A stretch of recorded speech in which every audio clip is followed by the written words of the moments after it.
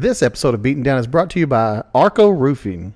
Are you in need of a new roof? Look no further than Arco Roofing. With nearly 20 years in the residential and commercial construction business, Arco Roofing doesn't just know how to re-roof your house or business, they understand how it was built. Maybe you don't need a complete re-roof, perhaps just a repair will do. Arco's experienced team can assess your situation and provide the best solution for your needs, whether it's a minor fix or a full replacement. Also mention that you heard about them on the Beaten Down podcast, and you'll receive $500 off any new roof. Don't wait until it's too late. Protect your biggest investment with Arco Roofing. Call them today with your free roof report at 940-654-9096 or 817-304-1065. Again, that's Arco Roofing at 940-654-9096 or 817-304-1065. This episode of Beaten Down is brought to you by ABC Dump Roll-Off Dumpster Rental. ABC Dump is a locally owned and operated company. With 11, 15, 20, and 30 cubic yard dumpsters, they have the size for every occasion. Whether you're remodeling the house, cleaning out the garage, or doing commercial construction, they have the right size for your project. With upfront pricing and easy online ordering, ABC Dump makes ordering a dumpster as simple as possible. Give them a call or text at 682-803-8031 or order online at abcdump.net.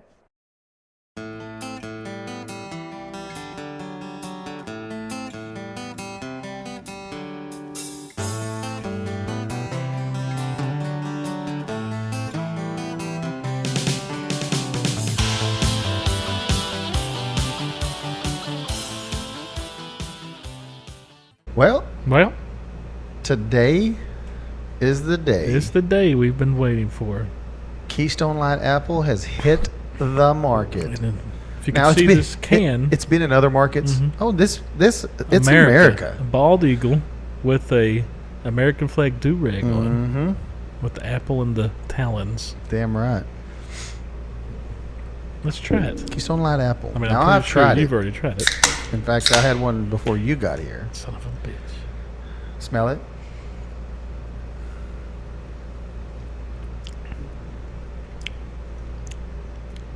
Not too shabby. I think it's close to, good. I mean, kind of like a Reds, but a little more beer to it. Right. But so to me, I haven't had a Keystone in a long time. I haven't either. That's why I'm kind of surprised that I liked it as much as I do. Or like it as much as I do. Yeah, because it's Keystone. Mm-hmm.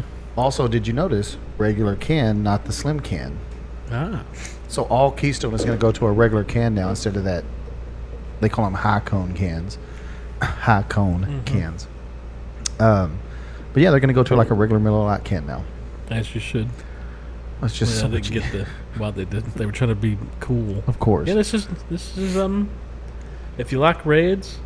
Yeah, so and I think the way I described it to you before, it's like somebody goes, let's take Keystone Light and Red's Apple Ale. And mix them. Let's just pour them together. Because, like I said, it's got the Red's apple flavor, of course, but a little more of the beer. Right. But it's good. I'm pleasantly surprised I bet it does good. Especially this is a good, like, apples summer beer when it's hot. But while it's in market, you better get it because it won't. Once it's out, there's no more. Here and gone, buddy. For now. So yeah, unless it sells really good, I bet it comes back. It'll come back next year. Seasonal. Yeah. Summer beer. Spring beer, something. We should do like we used to do with the Reds and put a shot of vodka in it. Remember? Yeah. You remember? We call them RVs. Reds and vodka. It was good. You could not taste the vodka at all. At all. It was just, have you ever, okay, so one of my favorite drinks on the golf course, Gatorade and vodka. Well, what's that one drink that's... Because you can't taste the fucking Gatorade. What's the one that... the vodka. You can't taste the one vodka. that they were making that... Transfusion? Yeah. Those are basically great what it's Gatorade and... grape juice.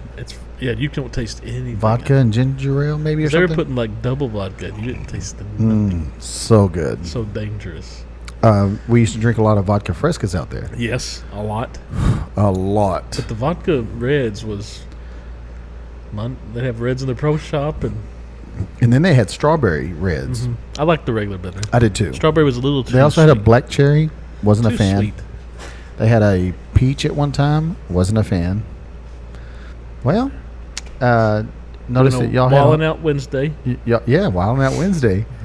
Mm-hmm.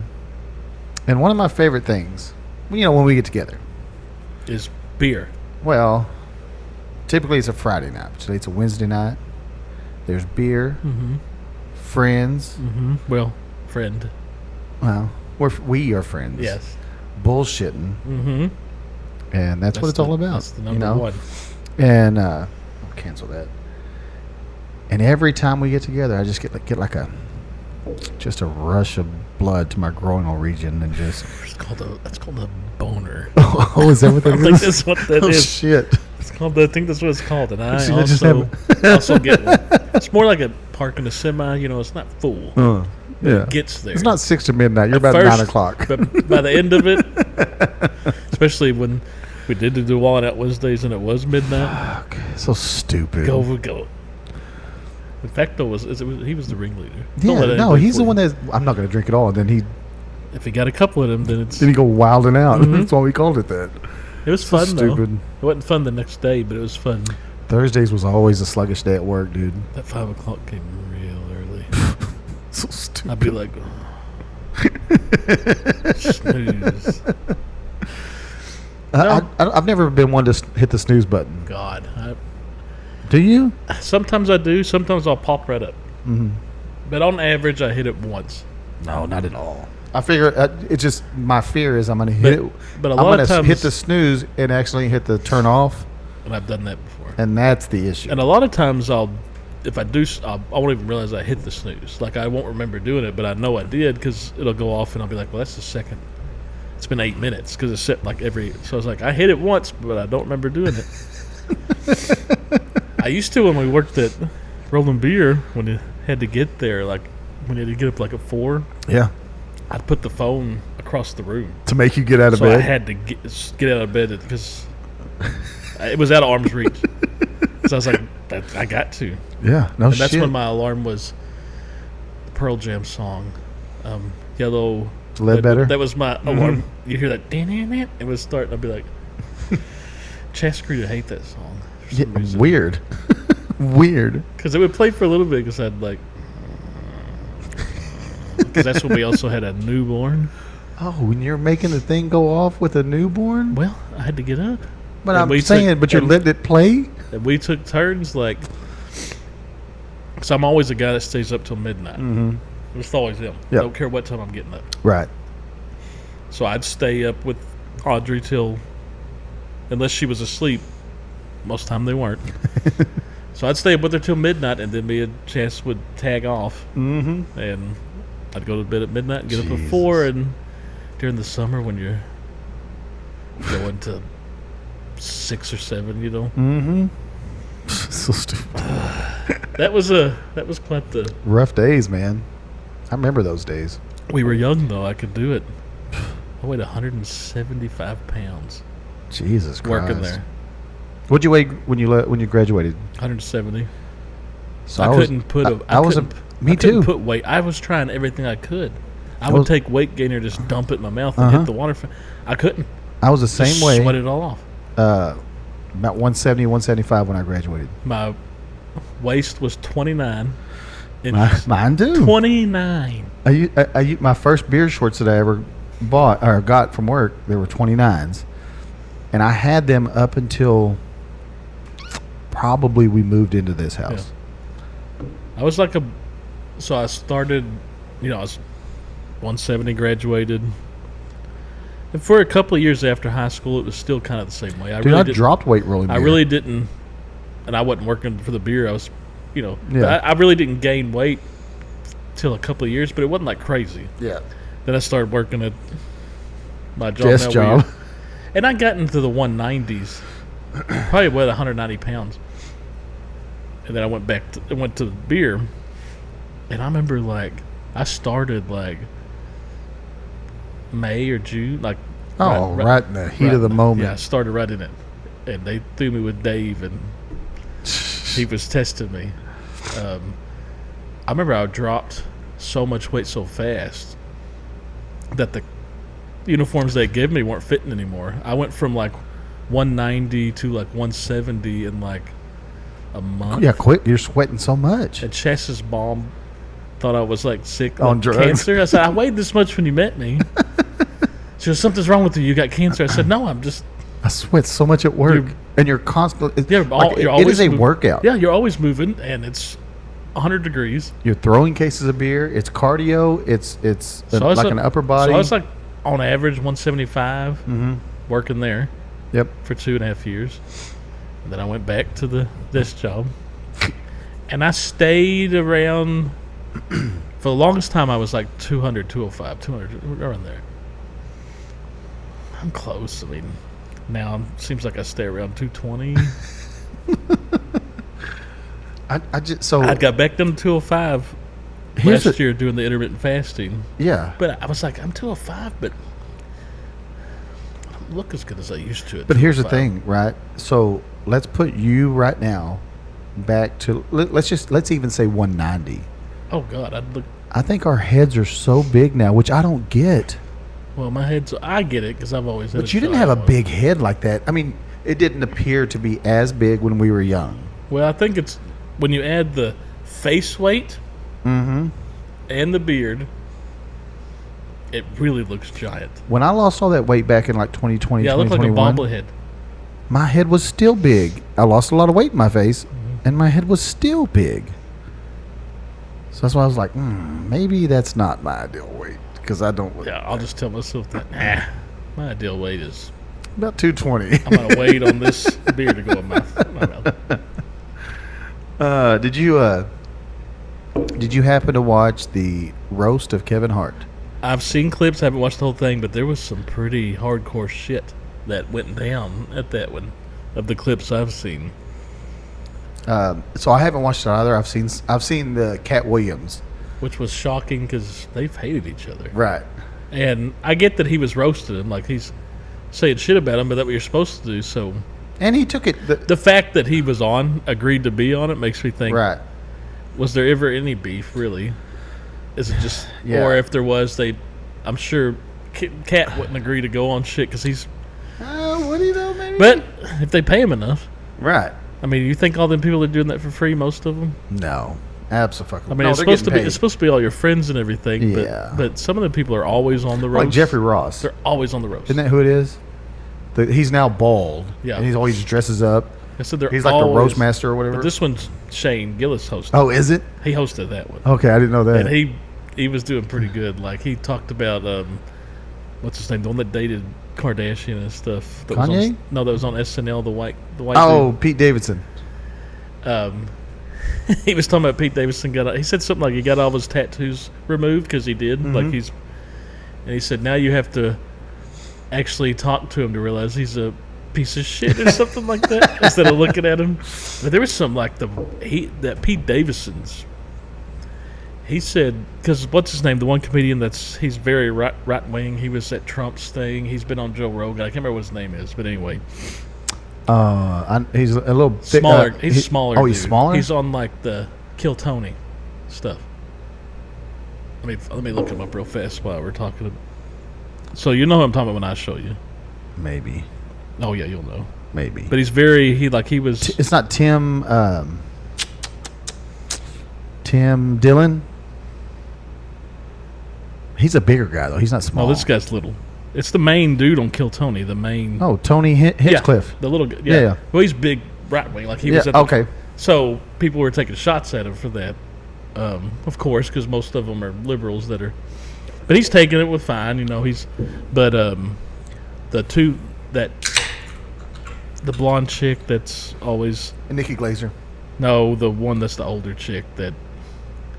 The one she's real raunchy. Oh, Chelsea Handler. Yeah, I don't like her. Anyway. I don't like but she was on his ass hard because she's way left, like extreme. And then that one dude came up there. I'm horrible with names. Tony Hinchcliffe? No, the tattoo, the one we were just. Oh, on. Pete Davidson. And he said something to the liking of. He's taking more shots in the neck than. Or something about Charlie Kirk, like he made a Charlie Kirk joke, like something like that. Oh my god! And I was like, that's even extreme for that. Oof. Like it was I was like, that's a little awkward. Yeah. Like, I get it that they're poking fun, but that one was a little much. So I bring this up to ask, what is the most you will pay for a watch to wear? Well, how much was this one? Yeah, I mean, why don't you? Maybe you got it free. This one was free. Okay, yeah. When I upgraded, they had the deal going. Got the new phone for free. I got the new phone, and they Gave you a watch. Yeah. But back when I used to wear like the fossil watches. Yeah. That's probably about as much as I don't even remember how much, because that was one of those things where Tasha loved fossil watches, and I would buy her a fossil watch for every time it was time to buy a gift. Every Christmas, I'd get a fossil watch like that. My mom would be like, "What do you want?" I'd be like, "Give me a fossil watch." My dumb ass, drunk, we were on a cruise, and I was going to the, what's it called? Casino. Mm-hmm. And I walked by the little jewelry store they have in there, and they had a little fossil case, and so I bought her a fossil watch, went and spent a couple $100s in the casino, and then walked back up to the room. She goes, "Where you been?" I was like, "I went to buy you this." I definitely overpaid for a fossil watch on the cruise, but loved it. They're not crazy. I mean, I don't know fossil watches were like a $90, like around $100. I mean, I used to buy Tasha. I'm telling you, $6-7 a year. So you're dropping $700. Yeah, and I mean, and I was like, but she loved them, and I bought her, all these different styles, and she bought me this one that had like a big leather strap, which I loved. Yeah, I remember those was that one. Yeah, but at the time I kind of went, it's a little much. But after a while I went, it's a little much. Yeah. I'm not that. No, I had the standard ones. Most of them were silver, and they'd have like, I remember I had one that had a blue face, one that had a red face, and then I remember one time my mom had found me a fossil watch, but it was a Texas Longhorn one. Oh shit! It was kind of like a mirror. It was pretty, like when you would look at it one angle, it wouldn't show anything but the arms, and then when you looked at another one, you could see the numbers. Huh. I just sent you a link. I want you to go through this with me. Okay. Don't scroll without me. So the Kevin Hart one? Yeah, someone did a watch spotting. So on the roast of Kevin Hart and all these celebrities, they found the watch, what it costs for each celebrity. So let's scroll. Are you on the first page? Don't keep scrolling. No, I'm not on it. It won't bring it up. It didn't bring that up? If you click the link? I did, and I went to... Let me send it. But for some reason, I can't connect to your Wi-Fi. Like, when I go to my Wi-Fi, it shows it's connected, but then... I sent it in Messenger. See if that works. All right, I'm there. Okay. So just the Kevin Hart with the 3 watches. Mm-hmm. Scroll to the first one.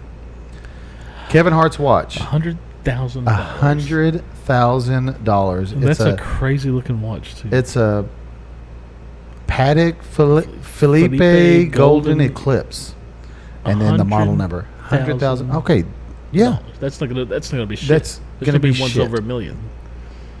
Go the next one. The Rocks. $990,000. It's a Jacob and Co. Caviar Tourbillon. And the thing looks like it's made of diamonds. The entire face, all around, everything's diamond. Now, some people, like I said, they say a lot of these celebrities will like rent things like this, or the company will give it to, they won't allow them to wear it. They won't. But something tells me The Rock probably owns that, because something tells me he's $1 million watch. The Rock's got a lot of money. That's fucking crazy. I bet you that's his. Scroll to the next one. Tom Brady's watch. I bet you that's his. I don't see Tom Brady the type of guy that's going to be renting watches, and something tells me he can have $6 million. It's a Rolex Sea Dweller off catalog. Off catalog. So that means you can't. $6 million, and it's got diamonds across the entirety of the face, and then all around the band. So Sea Dwellers, that means it's one of the ones that just can go like deep water. Look, I didn't look into these watches. $6 million. I don't think that's the most expensive one. Obviously, because there's more to scroll. Okay, that's reasonable. Bert Kreischer. He's got plenty of money. $150,000 watch. Hold on. It's a. You were scoffing at Kevin Hart's $100,000. After I've seen $6 million. He can trust me. He could have been wearing one, and it's a Rolex, but it's a Rolex Daytona Platinum. $150,000. Compared to what I've seen. Okay, let's see the next one. Okay. Draymond Green. He has a Rolex, $90,000, and it's like a standard looking gold. Yeah. Now I feel like this guy, he's being reasonable. Being reasonable at $90,000. Well, think about how much money they have compared to us. Who is Draymond Green, by the way? Basketball player for the Golden State. How about this one? Harry Wow. Jousey. I don't know who that is. I don't either. $32,000. $32,000. Just a Rolex, just a regular old Rolex. Hey, just a little frugal, you know? Just a little cheap ass. I don't know who is that. I don't know.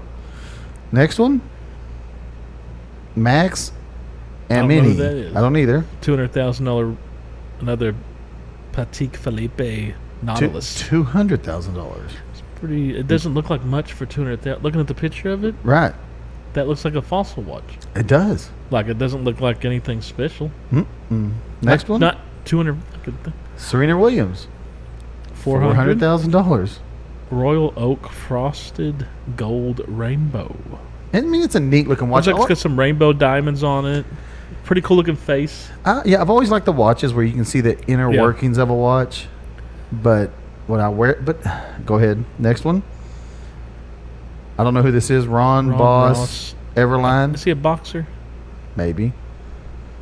$200,000. One of those. That Patek Philippe is that taking over from Rolex to being the I don't know. That $6 million, dude. The thing is that doesn't look like that cool as a watch. No. For it really doesn't. I mean, I'm sure. It's probably solid gold across the whole thing. I'm sure, but it just don't look that. I'm sure you can find way cooler watches for. Right. I think it's the brand. Meek Mill. $500,000. Another Royal Oak. That's kind of the same one. That is the exact same one that Serena Williams had. Probably the men's version versus the women's version. You're wearing a chick watch, dude. I'm taking. I guess he's Pete Davidson. Just a $35,000 Rolex, just a regular old Rolex. But I like that blue face on it. Yeah, with the gold. Yeah, I'm not a huge fan of gold, yellow gold. Yeah. What's funny is now you mentioned Chas has always been a white gold. She's never all of a sudden now she wants yellow. She likes the gold. Like the last a couple of years ago, she's like, I like gold now. And she never did. She always just like white. I said, well, it's an old lady color. Yellow gold isn't. She's not gonna say anything. Whoever Matt Barnes is, basketball player. Okay, $52,000 Rolex. Fine. Pretty standard looking Rolex, silver with the black background there. Then Hassan Minhaj, $23,000. Rolex GMT Master 2 Batman. You know, and here's the thing, right? $23,000. And when you're looking at this list, you're like, broke bitch. But it's $23,000. That's how much that's how much my truck cost that I bought. Jesus Christ. That's a now truck. Don't Rolexes are supposed to lifetime warranty. Something like that, yeah. I don't know who that is. Jimmy Yang, he's an actor. $80,000, another Patek Philippe. And that's the last one. Nothing. It looks like that watch looks. It's got a plastic band across it.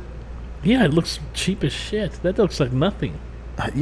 It's still that one might be the worst one of them all, and it's not even the least expensive one.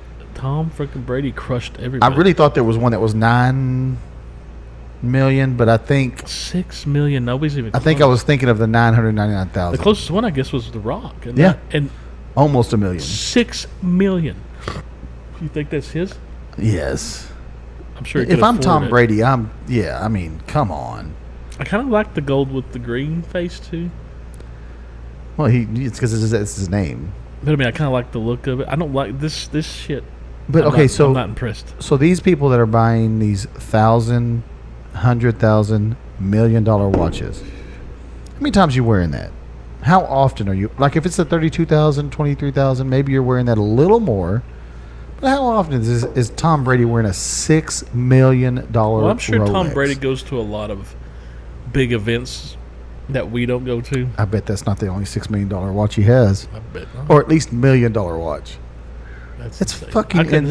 No matter how rich I got, I just could not see myself caring to buy a watch that. So then that was my kind of leading up to my question. How rich do you have to be to buy a tens of $1,000 watch? Not $100,000, but multiple $10,000. $23, $35, $80. No, I just. I think if you're a millionaire, multi-millionaire, I mean, maybe you I'm buy. talking like net worth. Yeah, maybe you buy $20,000. But even then, like even saying that is just fucking ridiculous. I haven't wore, like I said, wore fossil watches through high school, a little bit after, and then for the longest time I didn't wear a watch period Ever. and then wear this smartwatch. Mm-hmm. So I mean, I just don't see myself. And I don't use this to tell time. Yeah, it's more for the. I check weather. And when you get a text, you're like, When you get a text, when you get a phone call without digging your phone out of your pocket. And none of those watches do any of that. they just tell time. But it's not. That's just. I wonder. They need to double check and see how many of those were set to the correct time. Did they even set them? Yeah. Or are they just like? I don't even know how to set it. Yeah. The battery's not even working. Just put it on. Because Tom Brady's was made of diamonds. It looked like the whole fucking thing made of diamonds. Just so many diamonds in that face. Look at that. All around right here, around the middle. But he's got Super Bowl rings that. How many's he got now? 8? Yeah. 7? 7, 8, something like that. Probably all worth 52. I mean, yeah. I mean, well, it's Tom Brady's, so that's going to raise the value, right? yeah, maybe. So, like anybody else on that team, probably $30,000 ish. I don't know. $30,000 for a Super Bowl ring. See how much the last one cost. But Tom Brady's Super Bowl ring, I mean, that's going to be a pretty penny. Yeah, but I just don't know. I'm just not a jewelry or wearing shit like that. That's just not me. How many? He's got to be a billionaire to buy a $6 million watch. Yeah, I mean, he's got to be a or billionaire. or your net worth's like, okay, I'm worth like $600 million or something. But that's still 1%. Super Bowl rings generally cost between $30,000 and $50,000. The NFL contributes only about $5,000 to $7,000. So the players have to pay for that? I'm sure the teams are paying for that. On the secondary market, player issued rings often sell for $100,000 or more, depending on the player, of course. Well, and then everybody in the organization gets it too, though. Yeah, pretty much anybody that's linked. Any trainers, coaches, obviously, but trainers, and then all the. But I do remember this. They said, while the base cost is $30,000 to $50,000, extravagant designs can push higher. The 2015 Patriots ring featured 205 diamonds and cost over $36,000 each. You said $50,000. What are you talking about? Right. Why don't you bring that up? A ring from Tom Brady could exceed $250,000, a former auction price. Yeah. Lawrence Taylor's ring from 1991, Lawrence Taylor ring was valued at $230,000. Patriots owner Kraft once sold his Super Bowl ring for over $1 million for charity. Well, that's charity. You can't take that. That's a fake number. Yeah. 222 Chiefs Super Bowl ring was recently listed at $150,000, while a 1981 Niners ring was listed at $47,000. Yeah, but you're talking. So you're looking at, like I said, I mean that's a ring 30 and Tom Brady's got like a closet full. 7 or 8 of them, just stacked up in the back. Just wear them all the time. Just have them on all the time. Jesus Christ! Yeah, like I get it. That's another level of money that I'll never see. Never. Won't even comprehend what it's like. Right. So when you, like, maybe that's. I'm trying to compare that to what we would waste money on. Maybe like land or homes or something, but that's not really wasting money because you're living there. Right. So it's got to be like a toy or like an extravagant something that you're spending money on. Maybe a vehicle. I don't even know that it'd be a vehicle. Well, I could see me spending a lot of money on like old hot rods or something if I could afford them. But I'm talking about you now, the money you have, which is none. What do you buy that you could compare to a $6 million watch? Kind of his money versus that money, your money versus. Is it the free Apple Watch? It's free. Is it a brand new pair of shoes? Is it going to Costco and buying new shorts? I mean, you know what I mean? Yeah, like, I don't know. Yeah, I could. It's just so. It'd It's be maybe like if you bought like oh man, I've really been wanting this gun. Yeah, so yeah, maybe That'd something probably be like the that. closest, and you finally buy it like this. Man, I've really been wanting this over and under shotgun. It's been like, it's like $1,200 or something, like a Benelli or something. Yeah. And you finally buy it. That's Maybe something like that. what That's maybe. probably is. You got to think of toys rather. Right. Because I'm not buying jewelry and shit. Well, that's And that's what those kind of watches are. They're jewelry. It's accessories. It's like wearing a chain or some shit. Do you wear necklaces? No, I don't either. I used to. Have you ever? I remember having some chains back in the day. Two chains. And when the shell necklaces were, Oh, the puka shells. I think you had some of them. I did. too. I remember having the white, Yep. but probably after that, I mean, never really like just always wearing. Yeah, the last, and I know exactly the last necklace I had. It was shortly after high school, and I had like a St. Anthony necklace. I think it was St. Anthony. And we were out at the track playing, just some guys playing football, like touch football. We weren't tackling or anything. And I got tangled up with somebody, and I didn't notice until I was going to leave that the necklace was gone. What am I going to do? Walk the entirety of the field to try to find the necklace? Did you? Nope. So I was like, well, it's fucking gone. Yeah. The last one I can remember was like one of those shell necklaces, and that was like a year after high school. Yeah, mine was like a year or two after That was high probably school. the last time I can remember having like a. Yeah, so it was 2001, something 2002, like that. somewhere. It's kind of the same time I remember I frame as bought me. one when we went down to the coast or something on vacation. And probably the gayest thing I've ever bought was A butt plug. no. Not that. I was young, so probably like 12 or 13 or something, and AD Garrett's looking around, and man, I saw this Nike gold Oh God. Nugget like ring. Oh, And I thought it was the God. coolest looking thing ever. Like It a said- Nike swoosh. It said like Nike with the swoosh, and it had like some gold nuggets on the Oh, side, and people were like wearing those. It was like around the junior high. Yeah. And I remember I bought that thinking, this is cool. Mm-hmm. And I think I wore it for Once. like not that much. Mm-hmm. And I remember I think I sold it back to AD Garrett's for like half of what I bought it for. But I remember that, like buying that, I thought that was so cool. I think the worst. Because that was big, like the Nike rings. Yeah, I remember yeah. a lot of people were. There was necklaces with the checks on them. Was it the big square one, kind of like it's a school ring? It wasn't quite that big, but Yeah. it was kind of, and it had like the kind of gold nugget look on the Uh-huh. side. Yeah. I remember thinking that Terrible was looking fucking ring. sweet, man. The worst waste of money is a high school class ring. I don't even know where mine is. Point proven. I have no idea. Kept up with it for a long time. Chas used to have this jewelry box, Mm-hmm. and both our rings were in there. And I remember we were talking this not too long ago. I was like, where is that jewelry box? Where's that? Don't know. Shouldn't know what jewelry box is either. Through like different moves and stuff. It could be somewhere storage, like we got so much crap. Totes and shit. Yeah. It's probably in there somewhere, I would think, but Wow. I don't know. Do you know where yours is? Yeah. What's Probably funny? wear it every night. I do. Up to bed. No. What's funny is I lost that ring, and I don't even remember when I lost it. I just remembered I didn't have it anymore. And it's not. But hold on. You only wear it once you get it while you're in high school. High school's done. You don't wear it anymore. No, not really. No, Like you never wear it. it's like wearing your leather jacket around. Yeah. Right. Anyway, but I lost it, and then years later, Tasha was like going through her jewelry, one of the little jewelry boxes she had, and it was in there.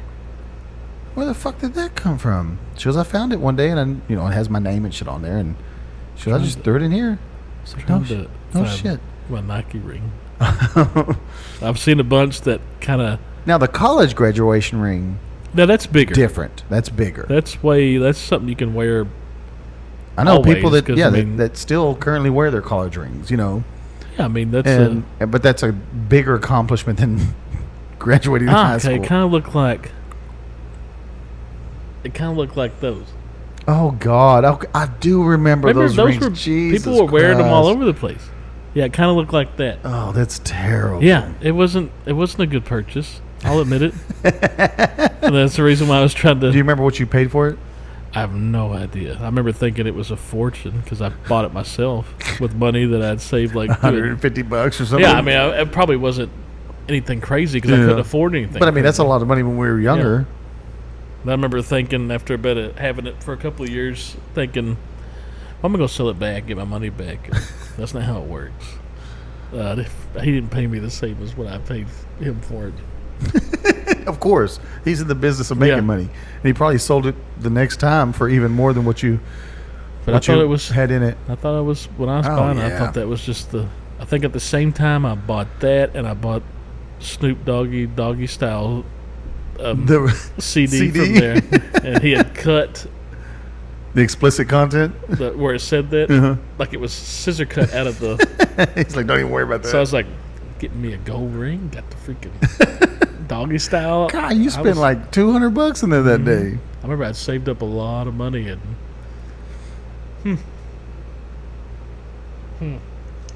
You ever go into 80s anymore? I haven't been there in a while, probably a couple of years. Dude, sometimes I'll randomly go in there and look around. It's fun just to go in there. It's not the. And there's so many tools. And I feel like it's exactly the same as when I was young. Besides exactly the same. I mean, it looks a lot the same. The downstairs where all the tools are. Yeah, tons of shit. So much. So much crap. So much in there. But, no, we always went there. I remember, like, CDs. You could buy a bunch of CDs back in the day. Guns. Mm-hmm. Well, not anymore. No, that was the thing. Like, that was the biggest sale was the guns. Yeah. Bought my first 22 there. You buy knives in there? Oh, yeah. Bought my first 22 there, and then I remember I traded the 22 in later to get a shotgun, like a 20 gauge from there, Lossenberg. But, yeah, that's the guns, and then random shit. I went in there. Jewelry, of course. Yeah. Before I bought my PS5, and by bought, I didn't buy it, won it. But before I got it, I did go in there, and they had a PS5 in there. And I was like, huh? Same, almost the exact same price as if I bought it brand new. Yeah. Like, why would you? Yeah, I'm coming here for a deal, not for full price. So and you can haggle with them. Yeah, it's a pawn shop. Yeah, you know, that's part of it. Yeah, it's a pawn shop. You can haggle with them. If it's almost the same price as a brand new one, it doesn't make sense. What's the point? Right. It's something that I don't even know if it works. Yeah, there's probably something wrong with it. Right. You know, but whatever. But yeah, it's kind of cool to.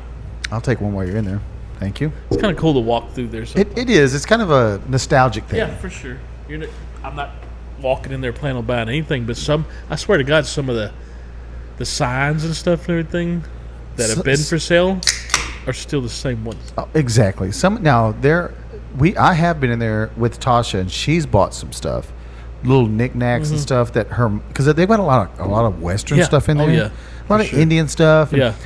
But her mom's into a lot, like decoration Native wise. American stuff and everything. No, she's into like Western things, like cowboys and Indians. animals and stuff like that, you know. And so she'll buy her random stuff like that. There's always wolf stuff. Dude, remember when that was huge? And the shirts and shit. There'd always be like blankets. Statues, and there's like 3 head wolves in the statue. And the moon in the background. There was always so much stuff. The guy got at work that he still can't let go of it. He still wears like T-shirts to work that's the wolf howling with the moon and stuff. And he's got more than one shirt that's like that. But he can't let it go. And the funny thing is he's only like 35. Oh my God. But we always say he's like a 35 going on 70, like really old, acting soul and everything, you know. And he has like really long hair. Like oh my God. We call him Pony Boy because of his hair. And he acts like he's a 60-year-old dude. Oh, that's the one. I think you were telling me about him. You go Great to his guy. house. Like I said, he's lived the dream. You go to his house and you take your shoes off? Yeah. Okay. But he's lived the dream. Never got married, never had kids. He has his own house. He's got a man cave with a pool table and like a separate man cave. Got a pool table in there. Has probably about 40 guns. I think he has 5 cars. I get what you're saying. That's the dream. Living the dream. Well, I mean, I'm joking. But But when you're young, that's the dream. It gets lonely, I'm sure. Yeah, I wouldn't want to do that anymore. But some people, well, I mean, he don't go out and party. Like, he just stays. But that's the other thing. Like, if you're doing all that and you've got all that money to spend on all that shit, the fuck you just staying at home? Is all your money tied up in that shit? And he seems very at peace and complacent. That's crazy. Very at peace with his life. Like, I've always wondered about the people. Like I said, he's got a 1970 Torino. Oh, wow. That him and his dad rebuilt, like restored, original, like everything. It's wow. He's got like a 2010 Mustang GT that only has like 10,000 miles on it because he just drives it around for fun. Yeah. He's got his everyday truck, which he just bought. Is like a Nissan Frontier. That and he's got a Chevy Silverado, and then he's got a golf cart too. And he had a Harley for a while, but he sold that. But I mean, it's his own. I mean, some people. I think you're single for so long, you get used to it. Well, yeah, but I've always wondered about the people, and maybe it's just my way of thinking, which obviously it is. But the people that actively choose, and maybe they don't always actively choose. At the beginning, they probably didn't. Basically in their bloodline. Right. I mean, he may have brothers and sisters, whatever, but to actively choose to end their bloodline. Like, that's... Well, if you were only child, maybe that would be strange, but he's got a brother. Well, yeah, and I'm not saying he actively chooses, but there are people out there that are like, I don't want kids, I'll never have kids, and even if they're married, I'm just not having kids, Which, whatever. And you go, I don't know, I think we're supposed to continue on our bloodlines. I mean, that's what we're born to do. We're designed to spread our seed, as right. they say. But some people don't have any. Yeah, no, I'm with you. I'm with you, and no shots fired at him. Yeah. I mean, there's some of us that actively try to continue our bloodline, but can't. Or, and it's not just bloodline, but family name. Yeah, mine dies with me. Which is crazy. You don't want to try to get a boy one more time? I can't anymore. I ain't going into the procedure to reverse. Snip. I mean, you could. No, I mean, it's kind of crazy. It is. I mean, my bloodline's still going. Yeah, your bloodline still goes. I'll just make one of the girls make their husbands. You're taking just marry somebody named McDonald. So you're taking the McDonald like they have to. Oh yeah. Marry a weak man that will make you hyphen it in there or something. Oh yeah. And the McDonald has to be the first name of the hyphen because they'll never call him the second. Other one falls off. Yeah. Yeah, it's kind of weird when you think. My dad was, he just had a sister, so he was the only male. Oh wow! But he had me, but no ladies, no boys, and well, your sister did. Yeah, but they're not McDonald. I know. One of them should have been. But yeah, it's kind of crazy when you think about it. But the people that actively go, I'll never have kids, and some of them do go. Why they've come from terrible situations. Oh yeah, and they go like, why do I want to continue on? Yeah, a lot of it's stuff like that. We're like, yeah, that was like my childhood was miserable. But then you either got two like those ones that are like my childhood, or you got opposite like I want to give kids like really good homes because of what I went through. So you got right. It's always like opposite thinking, but yeah, it's I mean, to your own whatever you want to do. I mean, he seems real happy, real content, right? Real happy. But I'm sure it's got to get lonely sometimes. Well, that's the thing, right? Like if he doesn't have a girlfriend or I mean, he's had a girlfriend off and off for like 10 years, right? But it seems like they've been kind of done for a little bit now. Yeah, and he's fine with it because he's been single for so long now. I got another friend. Well, you get stuck in your ways. You're just like, you'd have to change what you've been doing for 30 years. Well, because you're going to have to change. We know what it is. You're not going to stay doing what you're doing if you get married. We have a friend that is, 45, and single. Great guy. Yep. Loves to have fun. Loves to be with people. He's a very big creature of habit. Yes. And it is his habit, not anybody else's. And you're not gonna And you're get not going to married. change his habits. And when you've been doing it for that long, you ain't gonna. Oh, it's not gonna work. Hell, I no. got a guy I used to work with. He's like 50, and he's dating stuff. He's got a, and he seems pretty content. Like he still dates chicks, but he ain't getting married. Or nothing. He came close a few times when he was younger, and it's like the marriage fell through. Like the engagement fell through like a month before the wedding was supposed to happen. And I think that jaded him to everything. to like. Well, see, then there's those kinds of things. Like I said, he still dates her, but he's there's no way. He's almost 50, and he's been single. He's never lived with a chick or anything. Yeah. So I mean, you're trying to tell me he's gonna? Yeah, and that's a whole other thing. He's a pilot too. So I mean, the guy that I'm talking about, he has his morning routine. He wakes up at the same time every morning, and he goes not piddle around the house, he grinds his own coffee beans. He bought this very expensive coffee maker and he buys special coffee beans from some other place, and he piddles around. He goes, I got to give myself time to piddle. yeah, he's a piddler. Yeah. Loves piddling. And there's not many people that even use that word anymore. Yeah, and I love that word. I do too. I love it when the last time I heard him say it, just piddling. Yeah, but he's piddling around the house in the morning, and he's got dogs. Dog? Maybe one dog now. He had dogs, but now I think he has one. And it's his life is him and that dog, and that dog is literally his child. That's his child, and he's happy. Yeah, always plays golf every Saturday. On schedule. And it's always I've got to go home before I can do anything. Yeah, I got to take care of the dog. Like I said, you get with somebody, and especially be with somebody, your routine's gonna. It's gonna fuck if it all that doesn't up. change, that relationship's not gonna last. 'Cause Right. It's always give and take, right? So, yeah, that's not. He's perfectly at peace with. Right. And I'm, but I get like it. I said, sometimes I'm like, you lucky bastard. Yeah, I look at him and I go, dude, I get it. That seems awesome. But is it? I don't know. I mean, some things are more.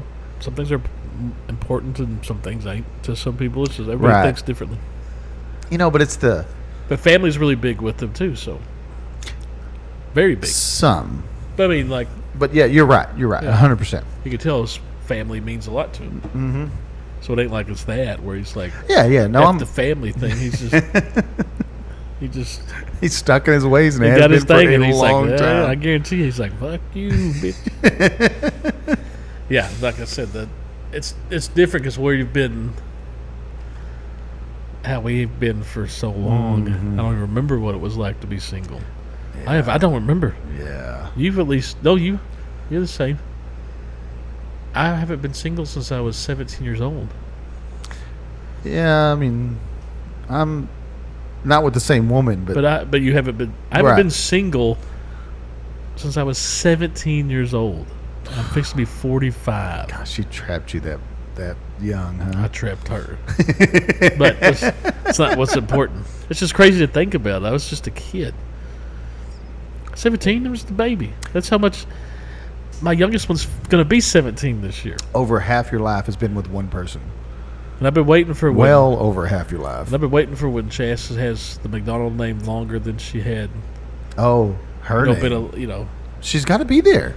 What time? How old was she when y'all got married? I think she's this year. We're hitting it. Is it? Because she was 22. I think we were 22 when we got married. Oh, and this year is 20. No, this year's 22. So yeah. Oh, we passed it. I was keeping tabs because we were 22 when we got married, and this year was our 22nd anniversary because we got married in 2004. Tasha was 21 when we got married. We just passed it now after she's had the McDonald name longer than she had her maiden name. Tasha's had the Gray name longer than she's had her maiden name. It just happened this year. Wow. It just happened in April. Dude, that's a different kind of wow. I know, because I always joked about it. I said, I can't wait till you've had the McDonald name longer than you had your maiden name. Dude, that's awesome. But it just happened because that math. We were 22. We got married in 2004, so this was 22. Mm-hmm. Wow. So she's had officially now, she's had the McDonald name the Longer. longest.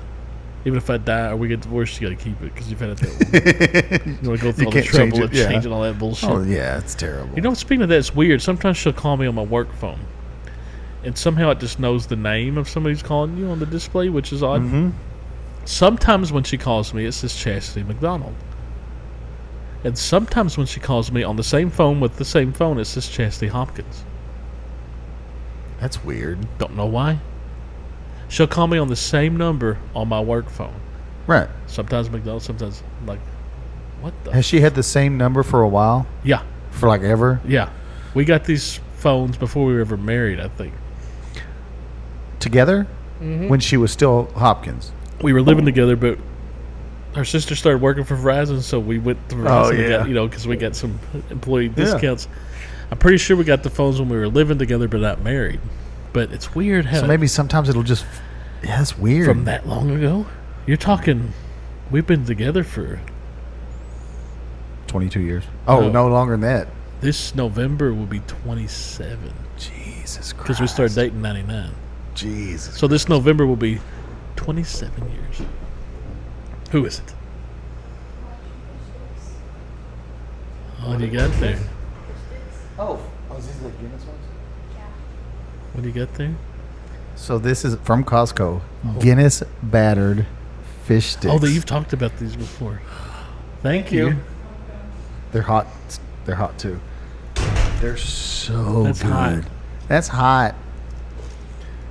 They smell I didn't even good. know she was making them. So you just throw them in the air fryer? Probably.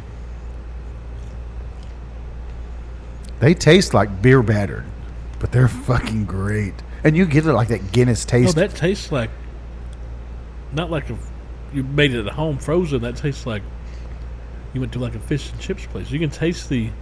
the Guinness in it. That's, I gotta buy those. God They're dang it. so good. I was just there. So they had. They were. Here's another thing. The last time I went to Costco, I was in a bad mood for some reason. I don't even know why. I really just didn't want to fucking be there. I'm pretty sure that's what it was. And I didn't have any of the samples they were giving out. And I walked by this thing and I smelled them. And Tasha was like, "Oh, that's so good. You got to try it." And I was like, "I don't want it."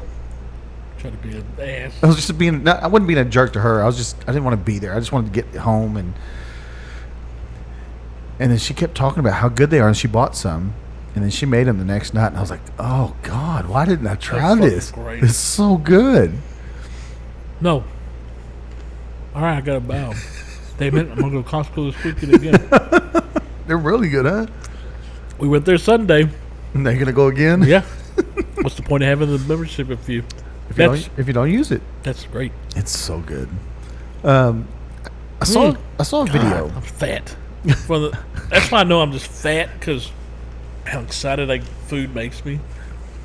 Mm-hmm. Like when you find something really good like that, and you get I get super excited. Like, man, that's so good. Oh yeah. Such a fat. Like, remember somebody told us that we were sounded sexual talking about sandwiches. Yeah. Just fat. I mean, food is because that's generally got me excited. Like that's like I want to go to Costco tomorrow and just buy them. I'll leave here tonight and drive. How late they open? I don't know. It's a 9, 10, something like that. God. But I saw a video, and it took me back to when I was young, and when I was an altar boy, and kind of that age, not as an, but, and I think it was one of our CCD classes, which was our Bible study, and we went over to Fort Worth, and so we know people that don't have arms, or they're cut off, whatever happened, birth defects, or something happened, and they have like down to their elbow or whatever. Well, there was a guy that played the guitar with only his feet because he didn't have arms, and was really good at it. It's And- amazing how you learn to adapt. Right. It's so crazy to watch those people do regular things in life. And excel at some things too, like Well, that. fucking playing guitar better Yeah. than I'll ever play it. Yeah, I can't even play a chord, and he's playing songs on his With feet. his fucking and playing chords and strumming individual insane. strings with his. It's fucking crazy to watch. Very like what the fuck? Like, don't look real. Yeah. For feet to be moving like that. It's so weird. And think about how dexterous you are with your feet. Yeah. Your toes, Yeah. Like you can pick up your clothes off the floor Yeah. with your toes, But the older you get, the more you really can't do anything Right. with them. I'm lucky if I can just walk. But, you Well, you when heard you're about playing like guitar with how your fingers. feet are supposed to look. like a monkey's. Because we wear shoes and everything that Yeah. contracts them, and they show people in like the Amazon. We've looked Oh, at it yeah. before. Where Their feet are like hands. spread out, and they can Yeah. run up on trees and everything because they haven't caught the evolution like we have of wearing shoes and everything. Right. So Right. their feet look like hands. And they're weird looking too. Yeah, but they could climb trees Well, with yeah. them bitches. But think about like how long your toes. There's some people that have long toes. Not finger length, but they're long. Yeah, long. yeah. You're like, gosh, look at this. Yeah. Then some people have little sausage toes. I know somebody that has. Yeah, me too. I know two people that got the toes. And so imagine one of those people trying to play There's guitar. no way. Couldn't- Not with the little sausage toes. No. She'd have to put picks on everyone. Like, Well, no, even to hold the strings to play chords. Yeah, there's no way. on any of the strings. she'd have to put extenders on them. Right. And so that's where I was like, But she can oddly, with the short toes, spread them. oh, I've seen it. And I'm like, how do you? So weird. I'm like, how do you do? Like, So she's- far. I'm like, how do you do that? I've tried it. My foot has to kind of go sideways Yeah, for but it she's to. like, Yeah. No, I've seen it. It's weird. yeah, Weird. strange. Something wrong with her. Nonetheless, this brought to mind a question because of the video. Okay. So now you think about all the things they have to do with their feet, because also they brush their teeth with their feet. I guarantee. Some of them do, not all of them. Some of them have like thing with that. Yeah. The toothbrush kind of if he's sticks off the playing wall. guitar with his feet, he's brushing his But teeth. that also means you are very flexible, Yes. and you can bring your feet up to your mouth and shit, right? I saw a woman making dinner. She made hamburgers with her feet. She was cutting onions. She was I know what you're getting at. She was here. cutting tomatoes. Because in our brain, we think, Would you eat that burger?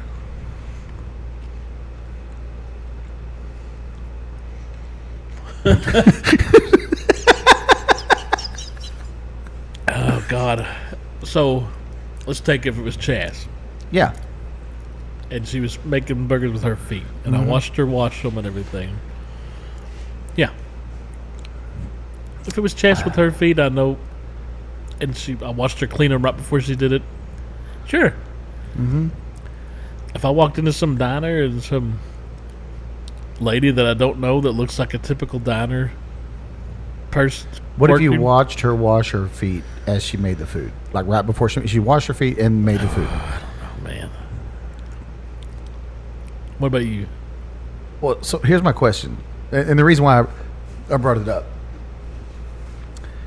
There's some people out there that got nasty feet, dude. Yeah, I'm not a big feet guy.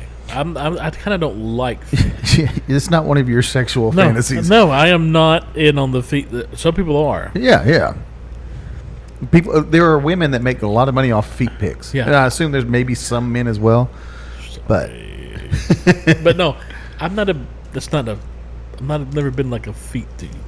right. So, yeah, if I walked into some diner, some stranger I just see just fucking going to town. But you watch them watch it. Watch I them still wash would be them, like, and their feet stay above board the whole time. ooh, how hungry am I? How hungry or drunk am I? I don't know that I would ever eat it. You would if you were. If you were I mean- like, if you were on like hour 18 and you hadn't ate all day, Well, no, but and now you we're, had some beers in you. but now we're putting a lot like you of said, you ate. caveats You're on eating there, it. right? You don't even care if she washed them. Again, if it's Tasha, Yeah, because you do Right. other things with the feet, probably. yes. So, what do you care about eating? It's just that is such a hard ask, I think. Just because we're groomed to, right? And it's awesome to watch them do it.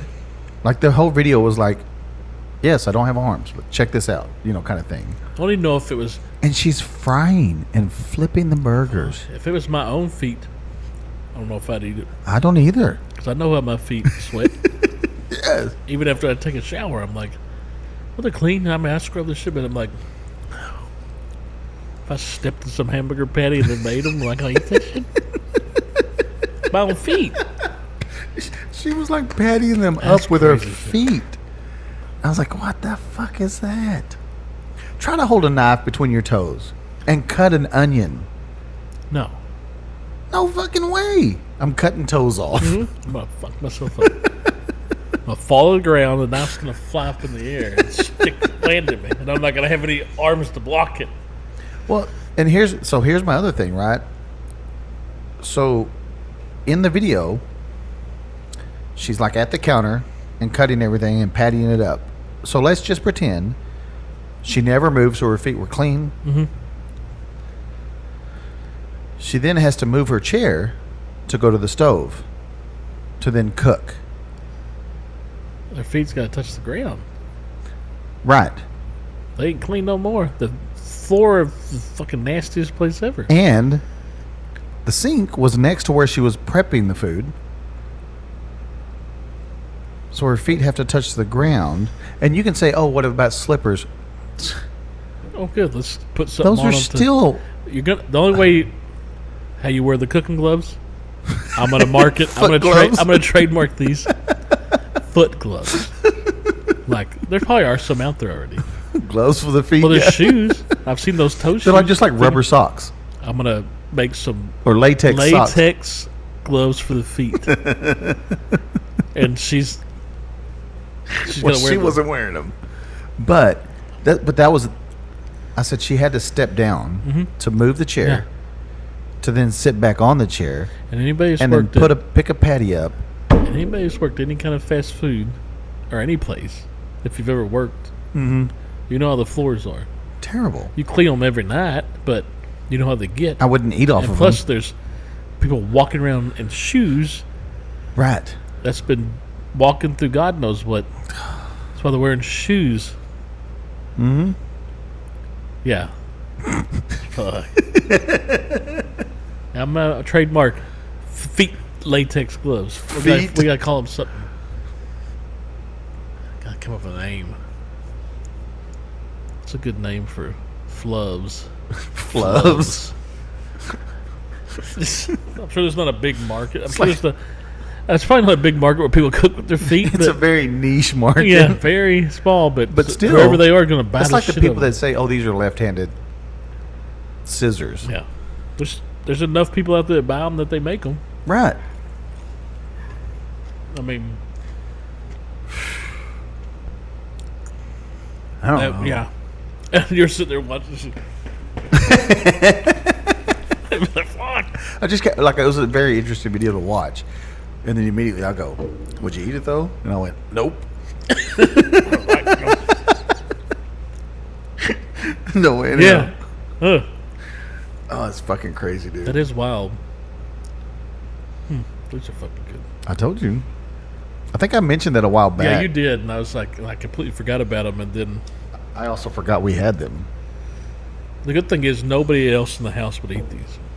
I'm the only fish So it's guy. all yours. The only thing, It's a Costco size of... like I said, Taylor loves fish sticks, and this ain't fish sticks. But it's got to be the Gordon's Fisherman. Yeah, I mean just fish sticks. I mean I bought the cheap stuff before, but she's down. Fish sticks, get some ketchup going, tater tots. You know, Ketchup. I do homemade tartar sauce. no, just ketchup all the way. We're very white trash with our fish. All right, catfish. Anywhere I go, they got. You want cocktail sauce or tartar? I said I don't care. I'm not going to eat it. Just give me the ketchup. I want cocktail sauce. Just give me the ketchup because I'm so white trash. I just want some ketchup with a shitload of pepper in it, and I'm good. Yeah. Oh, But- absolutely. No, so if I bought these, nobody else is. Dude, you'd have them fish So for... they're all mine, and then the double pleasure of when I make them in the air fryer, the smell gets in the house. Oh, and yeah. Chess gets mad about that. What's that smell? I'll be like, my fucking It's dinner. my fish. You want some? That's why I used to buy sardines sometimes just to open them in the house and hear the. Wow, God. Kipper snacks, you know. That's good. I'm gonna buy some.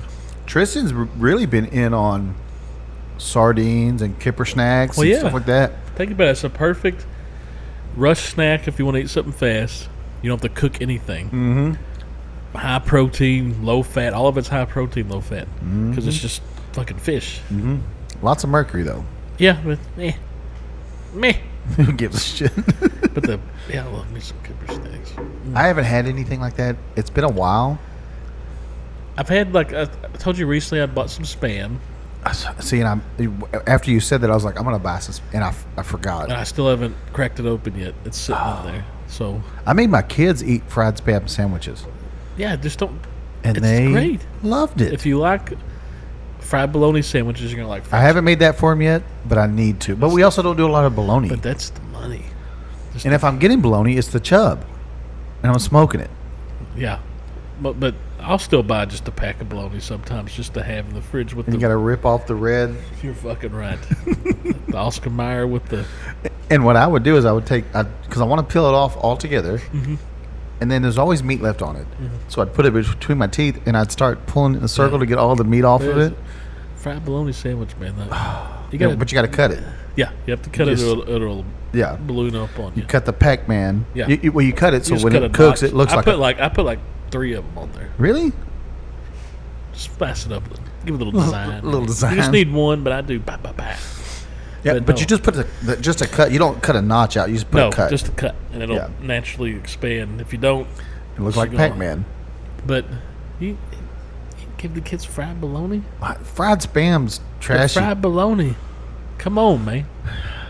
I didn't have fried Spam was freaking expensive shit. Oh yeah. So growing up, so now I eat a lot of eggs or egg whites for breakfast, and I'm always throwing like ham, or I'll dice up some sausage links or something, throw it in there, jalapeno cheddar sausage, just in the morning.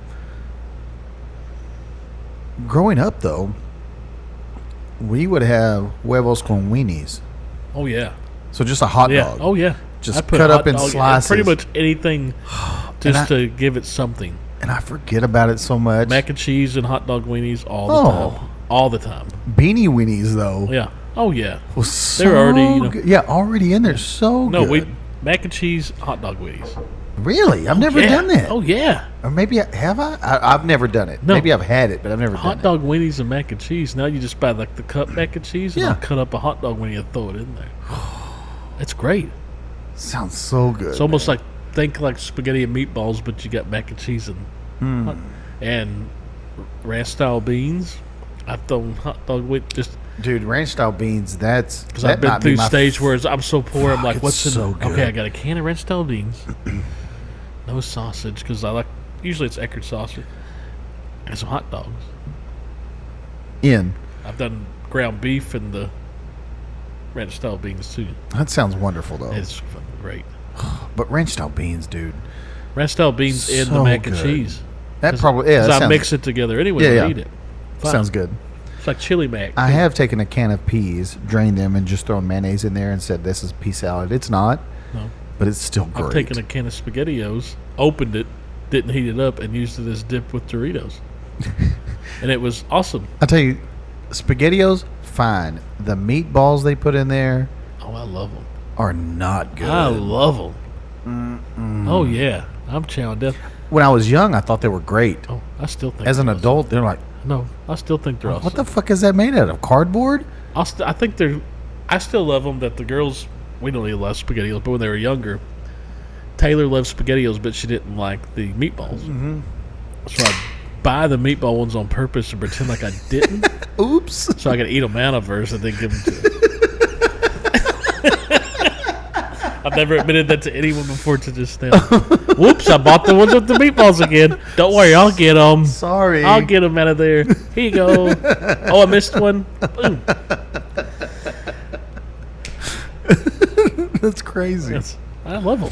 The raviolis, Oh yeah, the girls always love the ravioli. the Chef Boyardee, Yeah, Chef Biadi. Then they came with the mini raviolis, but I like give me the big ones. give me the Yeah. monsters. My kids, that was one of their favorite. Yeah, they things love to the eat. the raviolis. Any of it, SpaghettiOs. but the raviolis was probably their favorite. Raviolis was one of the big ones. I don't even know. We haven't bought that stuff in so long.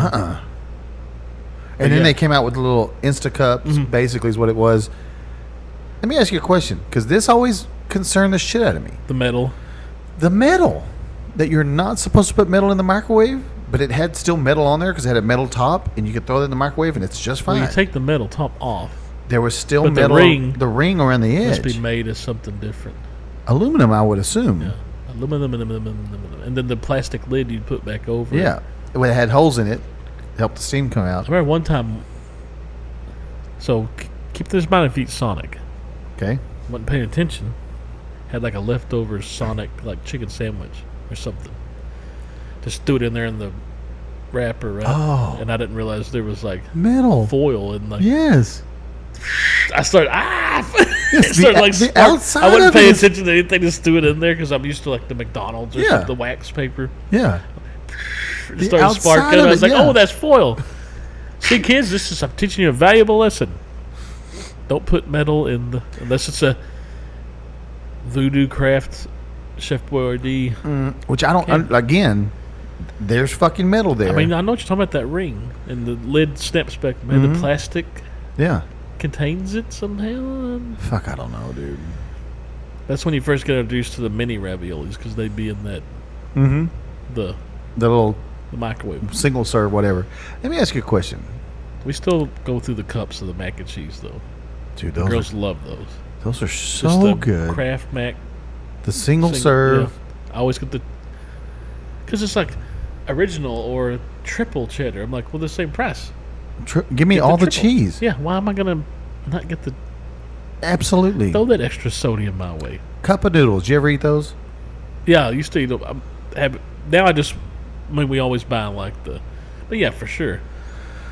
And then all of a sudden, you're not supposed to cook them in the cup anymore because it's all the Yeah, the styrofoam's got points carcinogens or whatever's in this shit. It's already in my body. I was like, Been eating them for so I've long. been eating those things since I was a kid. It don't matter no more.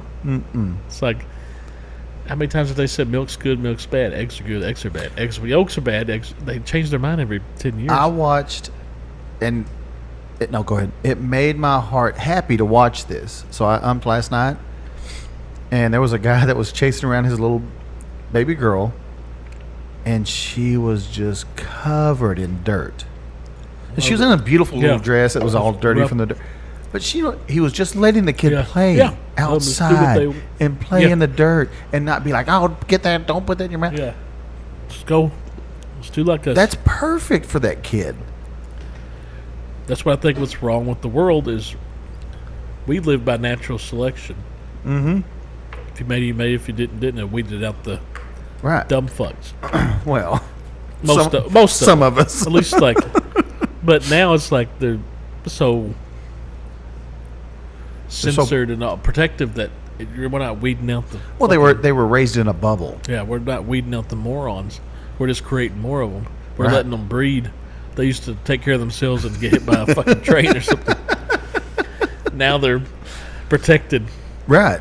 It's so crazy. But to watch that and go, dude, that's it. That's living. We drank out of the water hose outside. Mom told us don't come It in. was the best, and you learn quick to make sure to Let it run. let it run because that shit's gonna be hot as fuck. Why? That's all we Yeah, sprayed on spray each other. somebody. Yeah, no, you would have to let it run for 30 Oh seconds. yeah, because it's gonna it get was all the shit out of boiling the hot. Yeah, because it's sitting in a fucking But then rubber you hose. still tasted the rubber Oh, of yeah, the but it's- hose. and the metal from the, the Oh yeah, the end of it. But that's It's so good. why we're so tough. And look at us. But that's what. Yeah, we put the shit in our body, and they were like, "Oh, there's germs in the dirt and there's bugs and shit." Yeah, and we ate them, and look at us now. yeah, look at us. We're fine. No, I don't think we're fine. I think we just went undiagnosed. Sure. I think that's the key. Again, I think we overdiagnose everybody too, though. For sure. All the medications everybody's on all the time. And then the side effects of the medication. And here's the medication for that. They're worse than And the that- side, and the that side has a effects side are worse effect. for you than what it's treating almost the shit. Here, take this for you're feeling tired? Here, take this. It'll give you the screaming shits. or so- make you constipated. Or both. But this one's making my limbs lock up. Well, take this pill to cure that. Yeah, and that's going to make you tired, like, though, when you what the take it. It's a vicious I cycle. don't take. Yeah, they over medicate kids, especially. Well, So many kids you hear about being on Adderall and shit. Some kids need it for sure. I know people that are way better with it. But it also seemed like... I imagine that there was probably, and I don't know, obviously, shit. But let's just pretend like I do. I imagine that there were people that became scientists as they grew up, and pharmacists or whatever they were, whatever the person is that creates medicine. They probably grew up with like, dude, I couldn't pay attention all the time. So like ADD, right? I couldn't pay attention. They either grew up with it or grew up with somebody with it. But I was bouncing off the walls and blah, blah, or my brother was like this, blah, blah, blah. They saw it enough or let's get experienced enough. Let's create a medication. There's got to be something we can do to help them out. Yeah, right. And so they're like, oh, this kid, let's try it. And then there was trials and shit like that. And I imagine that's kind of how it usually goes like tested on animals first, and then blah blah blah, and then. And how do you test it on fucking animals? Animals have ADHD. Yeah, I don't know. I mean, they found that one mouse. He's like just standing in the corner, like give it to him, and then he's like, there's cheese. But he's the mouse that had that piece of cheese sitting right next to him the whole time, and he's just like. Staring in the corner, and they gave it to him. He's like, "Oh, cheese, I've been starving." See, he's not paying attention. He might be just dumb. Yeah, right. It works. Apparently, it has some kind of effect. I mean, I guess because there are people that generally have it, and I've met them. I know them, and that take it, and it definitely does help. Mm-hmm. But it comes to. Yeah, over medication, and you got to get through life on just dosing yourself with. I'd get some people need it for sure. Right. To me, it's easy to get it. Like, to fake the symptoms to get. Say you're a kid in college and you need that. You want to stay up to study. You want Adderall to help you study. Where I started was college kids. Wanting to. Get the Adderall to take a step and just study for hours. Right. That's kind of what started the whole abuse of it in like the early 2000s. Like that's they say what kind of kicked off the right. You're taking speed, of course. And if you have Adderall, it has to. But if you don't have Adderall, you're basically taking speed. Well, that's what it. Yeah, absolutely. And it's just. It's become, like you said, it's just anybody can basically say they got ADD or ADHD. Especially like a kid. My kid can't focus. He might be just a stupid fucking kid that I didn't... You remember being a kid and Well, it wasn't that I can't focus. It's that I didn't care. I didn't fucking care. I didn't want to. But it's easier for a lot of parents like to look for something else to blame besides their kid. Right? Like, it's not my kid's fault. Yeah. Now, like I said, there are people that generally need it, fine. Well, but it seems like to me it's... And part of it's on the doctor's fault. It's easier just to be like... Take this, yeah. Take this shit. Pay Shut me the fuck money. up, yeah. But also, some of us parents are blind for a while. Oh, for sure. You're always blind with your kid.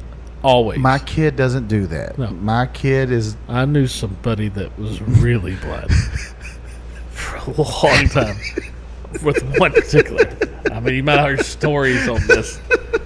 God, and another guy used to just be on your ass about being blind. But it's natural. These are all theoretical. It's your child. Yeah, but you never want to think the worst of your child, right? Well, you always want to think, in your mind, that's my... Look, I think Taylor's the sweetest thing.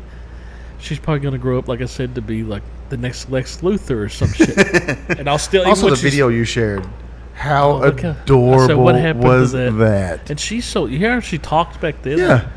Real country, too. But, like saying portals and everything. Uh-huh. Like, she was telling me about... I remember the video game. And you had to go down and go down? She's always been obsessed with video games. But yeah, that came across my memories, and I was like, wow, what happened to this kid? Mm-hmm. Gone. Those kids are gone. Now she don't even want to fucking talk to you. She's getting better. She's went through the stage. That's awesome. Audrey went through the stage. Yeah. Now Audrey is up her ass 24/7, Life 360 stalking us, everything, which is great because someday she'll have her own family and we'll be fighting this. She'll still be stalking yeah. y'all.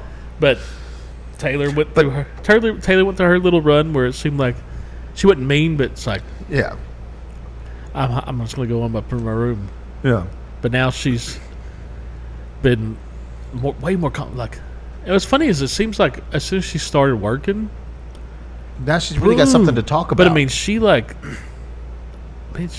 her come out of her shell. Her attitude, like just happier, like just seems like that's always awesome. up, and it seems like kind of correlated with the job. Like she wasn't like a miserable kid, but it was like she's talking 100 miles an hour. Like you said, there's a lot of stuff to talk about, and it kind of relates now. Like she's a grown up, like work. Yeah. They had to get the cops called twice. Oh shit! Like, some crackhead was tearing up shit outside outside work, and then she came into their work and cussed at them and went to the bathroom and locked it and started tearing. They had to call the cops on her. Oh my god! And then somebody else came through the drive-through and their truck broke down, and then enough stuff happened while they were acting weird where the cops got calling them on the same day. Oh my god, that's crazy. That's like gangster. Mean streets of Wales, man. 5-0 just all over. Speaking of, I was coming home yesterday after umping.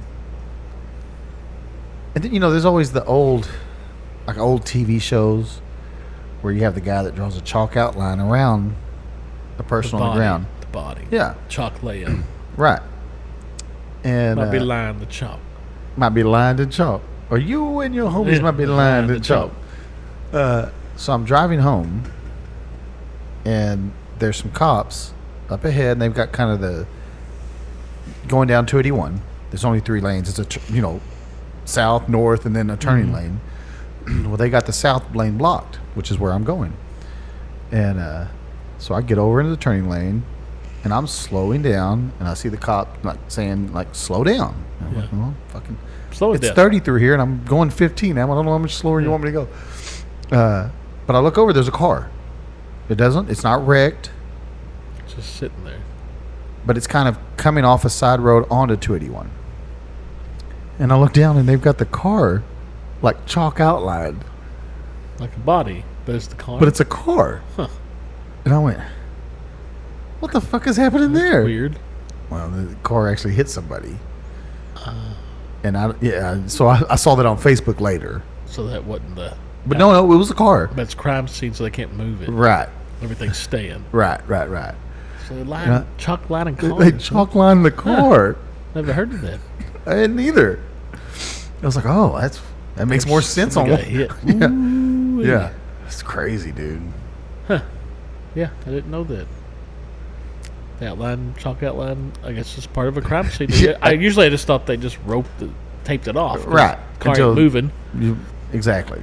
But I didn't see anybody. I didn't see people there, and there wasn't an ambulance, and Must have been So it was later. It had to have been. But they hadn't moved the car. The crime scene. Don't muddy up my crime scene. Right. Get these beat cops out of here. It was a detective. Speaking of don't muddy up the crime scene, let me tell you what I watched today. I have been trying to find this movie for free and not have to rent it or buy it. For blah, sure, blah, blah. I'll do the same thing. See no evil, hear no evil. Great movie. Love that movie. I remembered it being such a great movie. And you didn't like it? And so... It didn't hold up to you? So here's what I did. I looked, and there was no place to just watch it. Just got to buy Which is one of those... also weird. Yeah. How the fuck is there no place to just...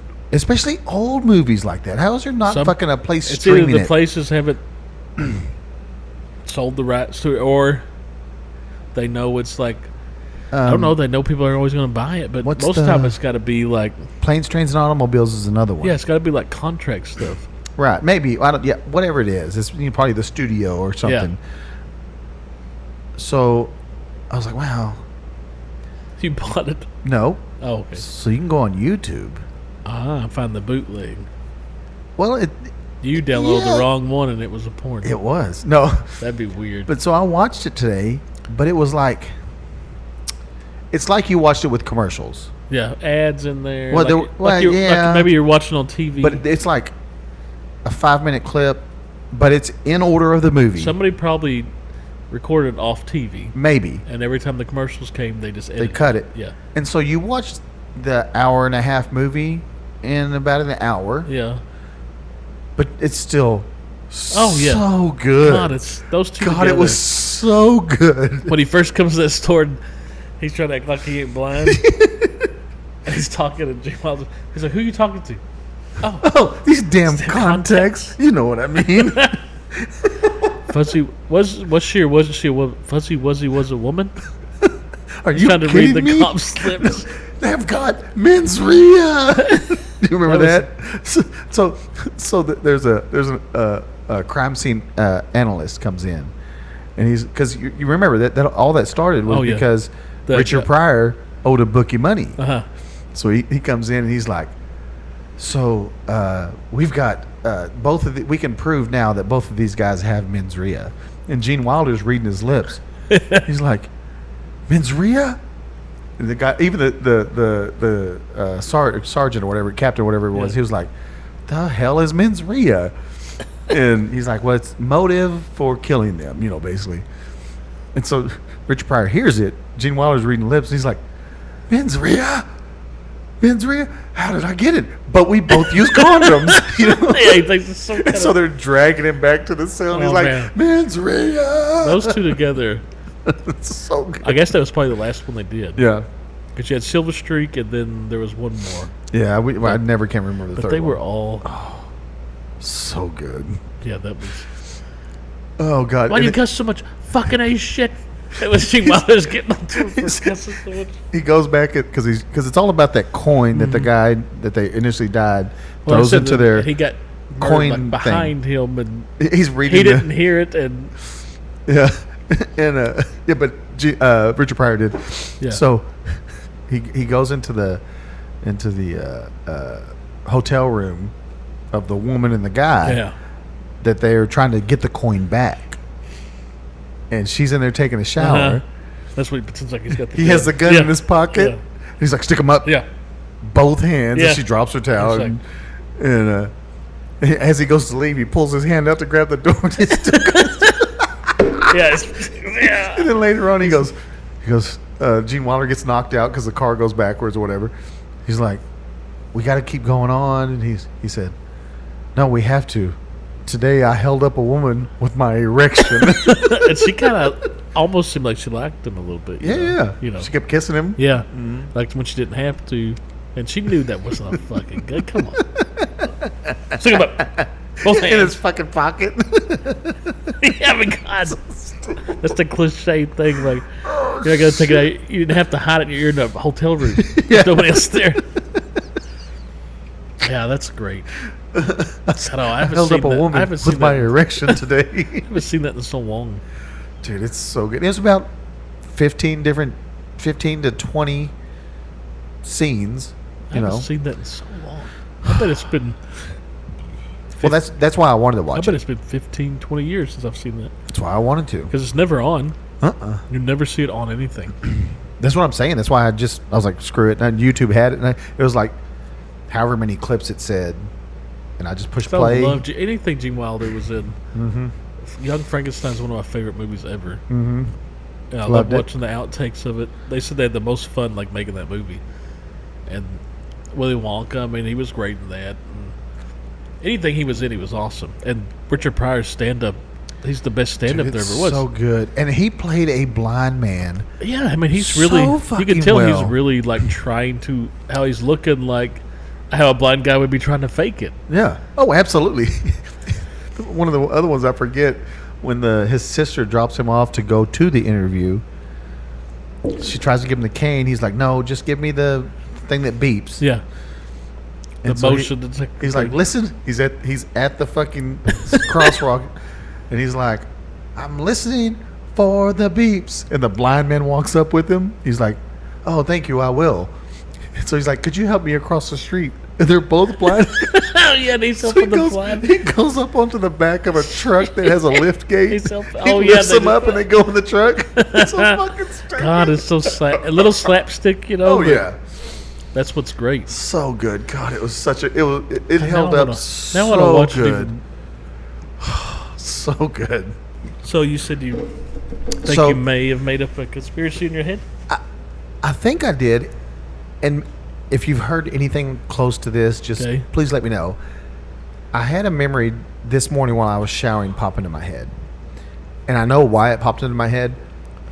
Because while I'm in the shower, I have my phone on Facebook Reels. And While you're in the shower. I'm in the shower. It's over on the counter. But I turned it up loud so I can hear it. Just whatever. Why can't you just take a shower?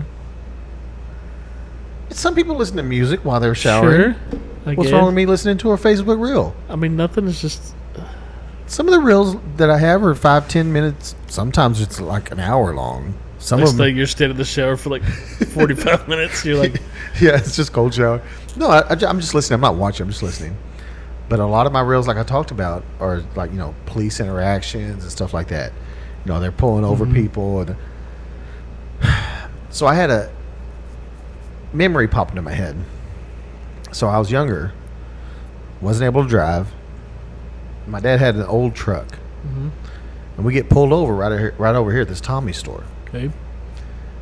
As my dad's pulling in because he was going to buy cigarettes on his way home, and he goes, he puts it in park. He goes, I think I'm getting pulled over. I'm like, what? And my dad didn't have a window on the passenger How old side. were you, think? 11, 12, Okay. maybe somewhere around there. So the window was busted out or something happened. I don't know. So we had just a plastic, like not even see-through plastic. Like a black plastic. Like you can't even No, see. it was like clear. Like I say clear, but you couldn't see through it. So it wasn't like a black plastic bag or something, And so the cop is pulled up right behind him. Lights on. Yeah. Steps out of the vehicle. He gets out of his vehicle, and my dad. And so he comes over to my side, and he opens the door. The cop does. The cop does. And my dad's like, he's like, oh, why didn't he come to my side? And so my dad already has his license out, and he's like, hey, he was a sheriff deputy, blah blah blah, sheriff deputy. You know why I pulled you over? My dad's like, actually no. He's like, well, why are you on that side? And he goes, well, because I pulled you over because of him, me. My dad's looking at him. He's like, what happened? Not wearing a seatbelt. This is an old truck. Like, my dad never had new trucks. Old fucking truck. And my dad goes, he's wearing his seatbelt right now. He's like, was it just a waist one? just a waist seatbelt. Yeah, there was.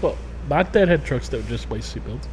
And all the older cars, waist seatbelts, right? Yeah. And that popped into my head. So no ticket, no nothing happened. Yeah.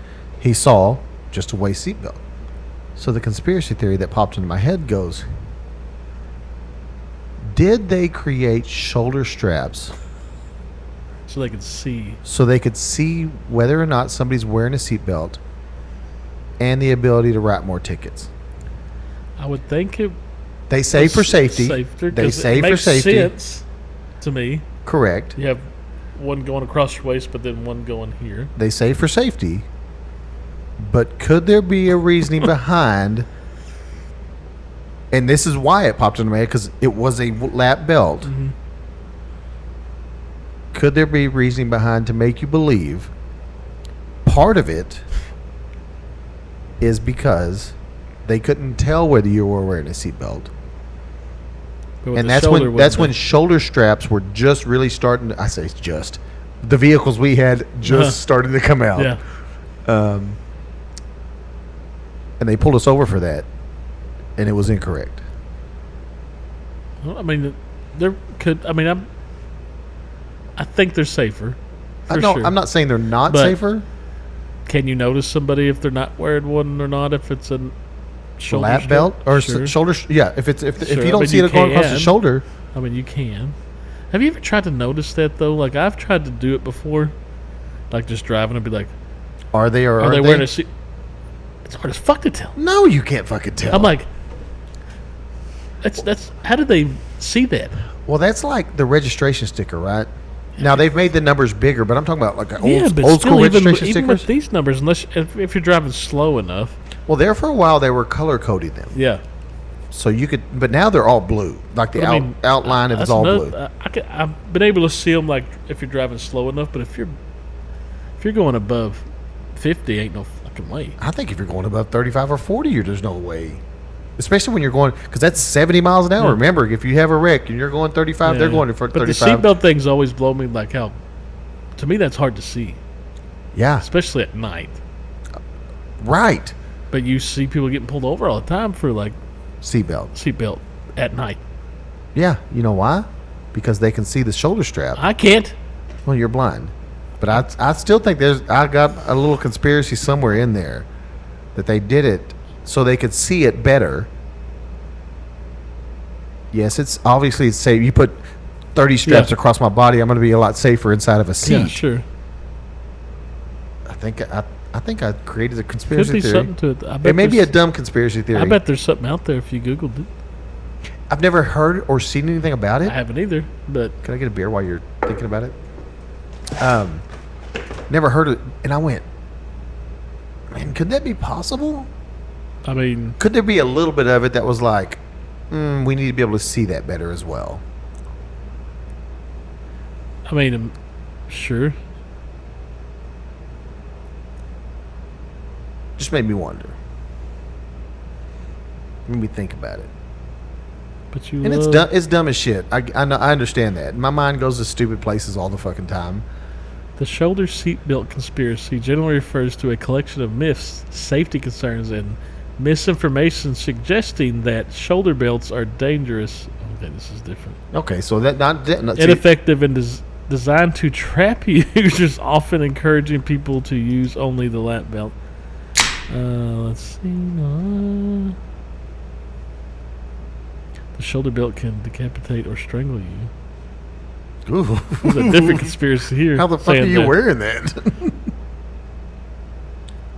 it is safer to be thrown clear of a car than to be stuck in it when it's rolling. I don't know about that. Speaking of, I did see. So when I'm looking at conspiracy, it's about like they're not safer. Like it's, but why then? That would feed into your conspiracy because if it's not if the safe- conspiracy was true that they're not safer, the only reason to have them would be to spot them, right?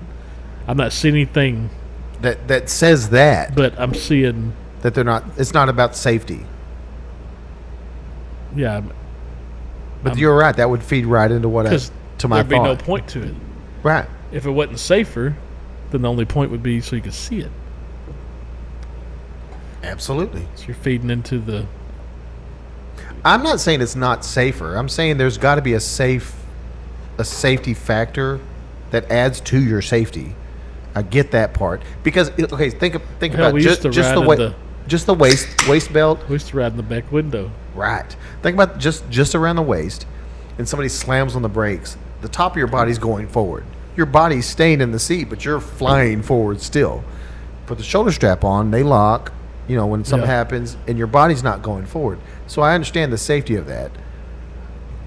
But if it's about safety, why not use like what NASCAR drivers use? Money. It costs more to do that. more to equip your car with a Yeah, what they call a safety harness. yeah. that But comes how with it. much? What kind of price can you put on The your only family's reason they- safety? Like I said, the only reason they're going to put anything in cars is it's regulated. Right. If it wasn't regulated to have shoulder So straps, the government put the shoulder straps in there because it's quote unquote safer. like I said, if it wasn't regulated to have a shoulder strap, people- Automakers wouldn't do they'd it. have an option for it, but it would cost more. Right. But it was regulated by law. You And now have it to have costs a- more. Everything costs more now. Yeah.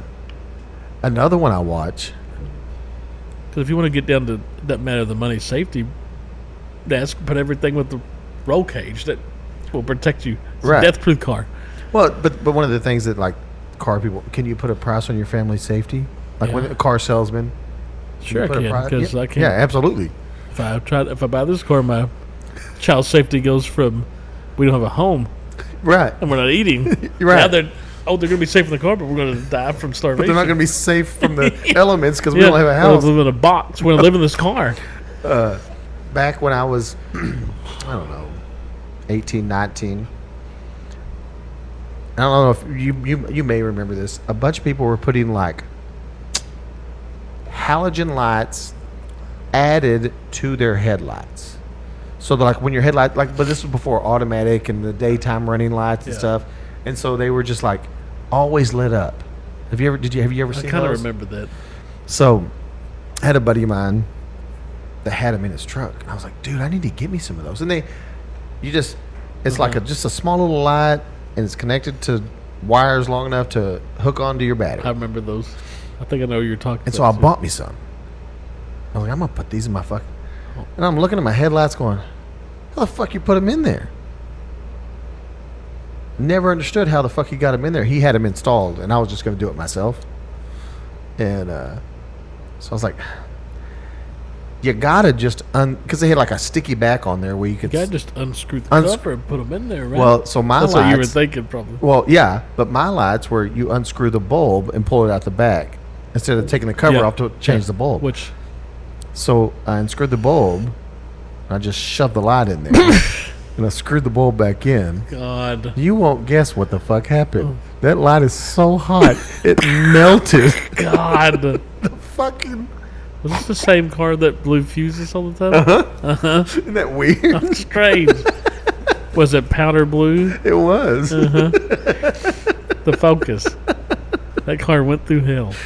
Dude, and I was just throwing shit on there, and Just I the had fuses. Just I had a, and I'm going to use this term extremely loosely. I had a system in that truck.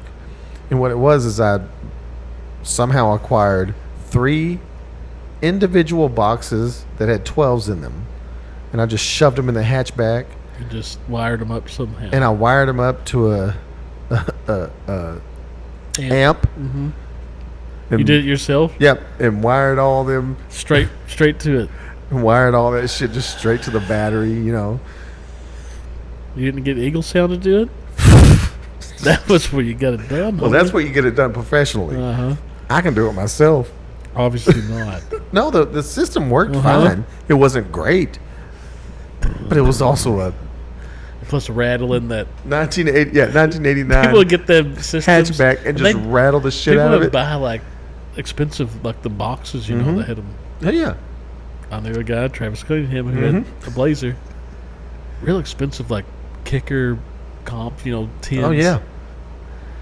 But that, Rattle. they would rattle the shit out of the fucking. the back glass. Yeah, just brrr, that hat, you know, the glass door that opened. Just, yeah, cool. Yeah, you're standing outside and it's going. That was the big thing though. Kids don't get it. Like systems, Dude, systems Everybody in the car had to have were a system. fucking awesome. exhaust was a big thing, Yep. especially if you had a truck. I need some glass packs on this thing. Flowmaster. Dude, that's a fucking V6. I hated the glass pack sound. To me, it sounded like cherry bomb. But the Flowmasters did sound good. Yeah. Deep, just rumble. That was big. And then when people get their exhaust done on like their Focuses and stuff, that's like a pissed off bumblebee going They back. called those racers, didn't they? Yeah, well, they called them something. Yeah, you had Escort and Sean had Escort. That Well, and then there was the people. those things would go run. There They were the- would run There were the people that would put wings, like the fins. the fins. Uh-huh. Yeah, not wings. Fast and Furious fins. shit. But on random bullshit Yeah, cars they would that should never have a fin would on the be back a- of it. Ford Fusion with the fucking fin on the big back. fucking- Big fucking fin too, like a giant fin. The ground effect lights, remember that was big. I do. With the lights It's underneath. still a big thing. But that was You huge. see a lot of trucks around town that have that shit on. Like I said, there. the Fast and Furious, which came out in like 2000, I think. Yeah. Was that movie, the first one? Yeah. That set off all that stuff, right? But ground The effects ground were effect- awesome. The dude. ground effect lights, the make your exhaust throw flames out. You know, I had a guy that I worked with. He had an old I don't remember what I don't know. It was a very nice fast looking car. It was like a Mazda or a yeah, probably a something, Mazda. whatever. Dude, and he would, I don't know what he did to it. I don't, anyway, but he at night, he'd be like, check this out. And he'd fucking romp on that motherfucker and just, wow. And then he'd pull over real quick and go down, look underneath. And his exhaust would be glowing Just red. Hot. I'm like, dude, that's badass. Also, I don't think that's a good thing. Like, that seems like, Sure, it's great for the engine. yeah, it's He probably did just that. He probably did that every single night. glowing Probably red. did it every single night. And it was awesome to see, because I'd never looked at underneath the car to Yeah. see how. Is that how? Well, it's funny when we were at age Does that mean your car's fast as Yeah. fuck? Like, I didn't know what that Fast fucking as meant. fuck, boy. But what's funny is we always knew, like, okay, in Mineral Wells, in the in the 90s and early 2000s, if you wanted to get a system installed, where'd you go?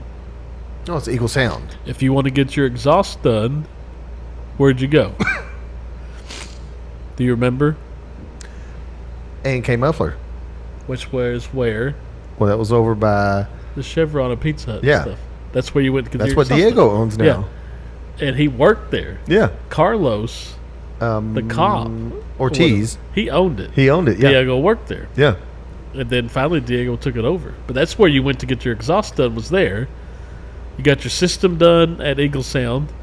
You got the exhaust done there. And Nichols Exhaust. Yeah. But Over here south of town, but A&K was That like was like sports the- car. well, that was like everybody knew they got like the Flow Masters Mm-hmm. or anything. Diego's putting that shit on there. Yeah. Still doing it today. Yeah. Still owns it, but now moved locations down the road. Yeah. Still owns it today though. And I thought, like, when I had that, when I had the blue Dodge, there was so many times I was like, I need to put a Flowmaster on this thing, and then I'd be like, why? Why? It sound cool. Sure, it had the Hemi, and those So- Hemis sounded fucking mean. so when I they- had- but I was like, why? Why are you gonna waste money and do that? Yeah, right. No, I had an Isuzu Rodeo. This was back when, I was just flowing in the money. Just buying new shit all Remember, the we time. got the chrome tips put onto the exhaust. Oh, yeah, that was a big thing, too. And so I don't know why. I don't know why I did it. But I went to Diego. I was like, dude, let's get some muffler shit on this. Let's make it sound fucking... What's that sound mean, baby? Yeah, I'll make this Isuzu Rodeo sound like a motherfucking powerhouse. Woo. And Diego's like, yeah. And he, instead of taking the exhaust all the way back out the back, he just dumped it right Yeah. underneath the cab. And it sounded... Those always sound the best, like deepest. Hitting It it's going sounded- right off. listen. It's going right off the concrete. It's an Isuzu Rodeo. But it sounded great. For a it sounded Suzuki like- rodeo, it yeah. probably did. Yeah. And something I didn't know, you had to get it inspected. Oh, were you missing something? You couldn't get it inspected because it's dumped underneath the cab. Uh-huh. And Yep. it has to be exhausted out Uh-huh. of the side or the back oh, of the no, vehicle. you're not passing inspection. Could not but pass I knew inspection. places that would. I also did. There And was so one- I'd go to those. There was one by the park. Mm-hmm. Yep. That you wouldn't even know it was like a One over by You Houston. wouldn't even know it was a shop. They would pass anything. Mm-hmm. My dad knew where to take anything to get it Mhm. passed. They'd pass it, yeah. Absolutely, they'd Throw pass them it. extra $5 on what the inspection Mm-hmm. usually costs. Which wasn't much. I mean, Now you don't have to inspection do was that like anymore. 15, 25 Now bucks. there's no inspection. Mhm. We could be just dumping exhaust everywhere. Let's dump the exhaust on. But I never thought twice about No, you don't the think exhaust. about that The bullshit. exhaust needs to get away from your it's vehicle. the same thing with the tint windows. Yeah. People were getting busted for that all the time. You know, All the time because you. I remember people getting tickets. I for just that. don't understand. I don't understand why it matters. Once how, again, it's a safety thing, right. especially at night. Because Also, Tasha had a car that we had limo tinted back windows. Now her front windows were also not legal tinted. Yeah. And I hated, because this was before backup cameras. At nighttime, you can't see anything. You couldn't can't see see a anything. fucking thing. Nothing. And I told her, this is the worst fucking idea you've ever had. Yeah, in your life. backup cameras. It looked fucking awesome. Backup cameras no problem now, but back then, Yeah, it looked you're great. open it, you're like,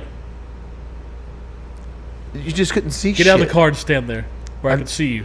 You got to stand in the corner because I can't see you. Yeah. And I'll have to roll these windows Yeah. down so I can I'm see gonna them. open the door. Do you remember the guy that went to prison for killing his wife and son? Oh, There was a was she documentary. pregnant? Maybe there was a documentary on it that was the Murdaugh Yeah. Files or something. But she was pregnant. He murdered her, Sure. and then he had a side chick. I don't remember. I don't remember the whole story. He was a very rich guy. I remember the show, but I didn't watch the whole thing. When she's listening to this, she'll be screaming because she knows. I remember there was one they did. Alex Murdaugh. They did multiple documentaries about because he murdered his pregnant wife and had a chick on the side the whole time, and she never knew about the family he had. If that's the same one. I want to see. Oh, Well, don't look. Read the headlines. that's not the same guy I'm thinking of. Let me see what this No, says. this ain't the same dude I was thinking of.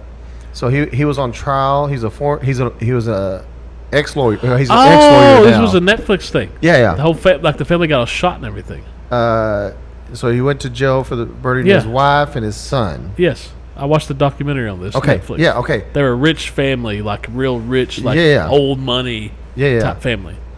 And they have now overturned his sentence. Really? Yeah. So he is now free, I guess. Is I assume. Wow. So I got this from Fox News. I'm trying Because to. this happened in like 21. Yeah. I'm trying to find the actual story where I saw Fox News post it. Because he got 2 life sentences for it. Yeah, for His both the wife murders. and his son. Yeah. His son was like 22 or something, but they were like old, look, the family you always think of. They said they're old money, like. Anyway, but I saw it got overturned because somebody that had something to do with the prosecution. Citing jury interference by court clerk.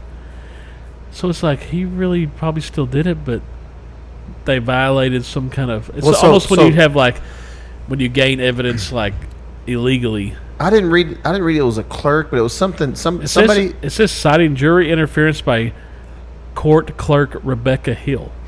Maybe that's right, but basically what she did is she told the jury to make sure you watch his body language because he goes up and he testifies for himself in the court case. Yeah. And they said make sure you watch his body language as he's being asked questions. And they found that out later, I guess recently. Because I watched the Netflix thing. It was pretty good. Yeah. I don't remember watching it, but I remember seeing. Oh man, it was pretty good, and it was pretty convincing. So Right.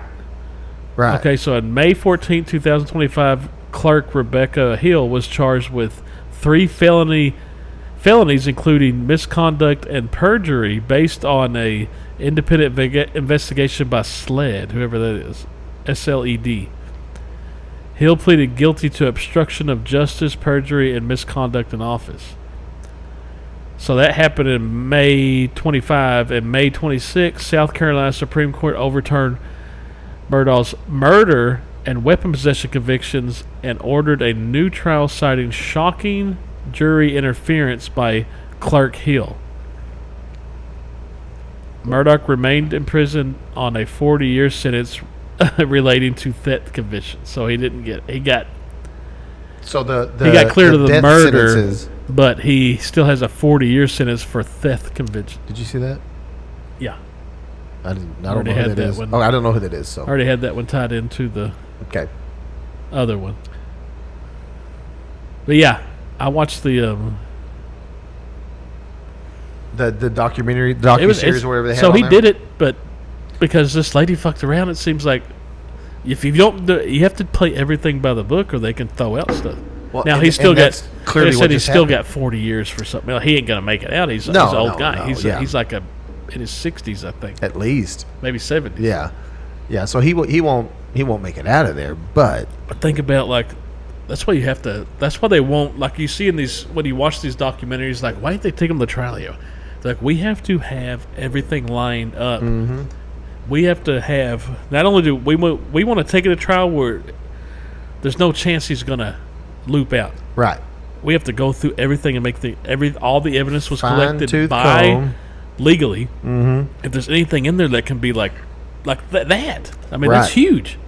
Yeah, and they just found it out. He just got found reversed on the murder of his wife and 22-year-old son, where it Over something- It was pretty over something that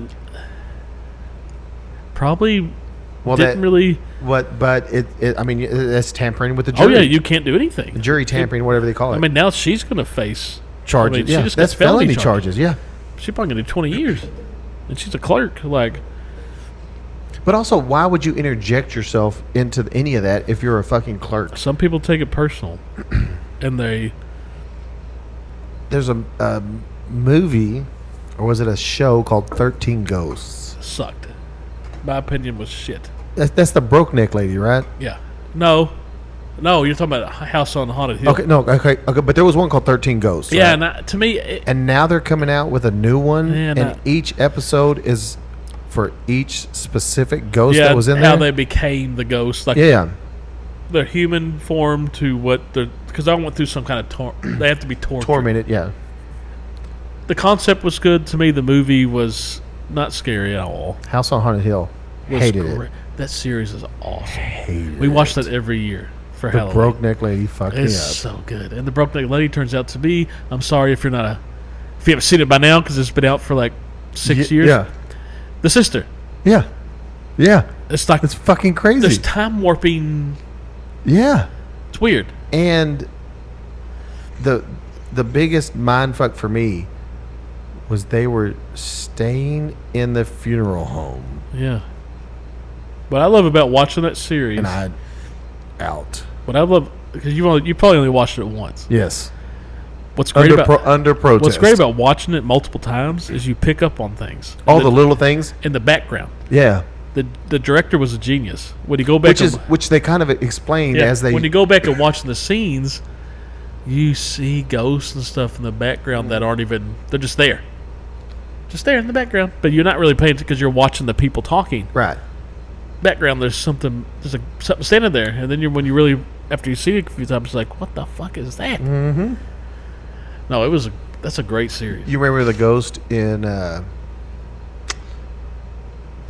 2 Men and a Baby, 3 Men and a Baby? When a ghost, it was a cardboard. It was a cutout. cardboard cutout. But Yeah, nice move because it started that was one of the first things you heard about. Like, there's a ghost. did you in see the that ghost back there? And somebody put a cardboard cutout like in the back. And it was like one a of the- toy soldier. one of the set crews that Yeah. put it back there. You know, Or the Munchkin that hung themselves in the It's a background of peacock. Wizard of Oz. it was a peacock. Yeah, It was just peacocks back there walking around, but it looked like when it paused, right. it looked like because there was a fact that there was a lot of suicide. Like, Mm-hmm. and they're talking about that show was Yeah. because people had to wear like lead paint and everything. Well, that made was them Buddy crazy, Epstein. and the Wicked Witch Yeah. getting burned, horribly burned. When Mm-hmm. that they said that, and they said, What a world! What a world! and Judy Garland they were doping her up and shit. Mhm. I mean, this is 30s. Yeah. So the movie came out in like 39. Still a great movie. It holds up. Love it. Also, I mean, and they always for some reason play it around New Year's and Christmas, which I don't know why. Yeah, I don't either. But it's always on. Like TBS always. Have you watched the Winnie the Pooh horror movie one? I've seen clips from it. No, I haven't seen it. No, thank you. It seems so stupid anyway, and I'm like, he's like, I watched one where he's Where he's like a clip- murderer or something? yeah, it's like they're all killing people. Like the whole concept behind it is what I heard. I've never watched it.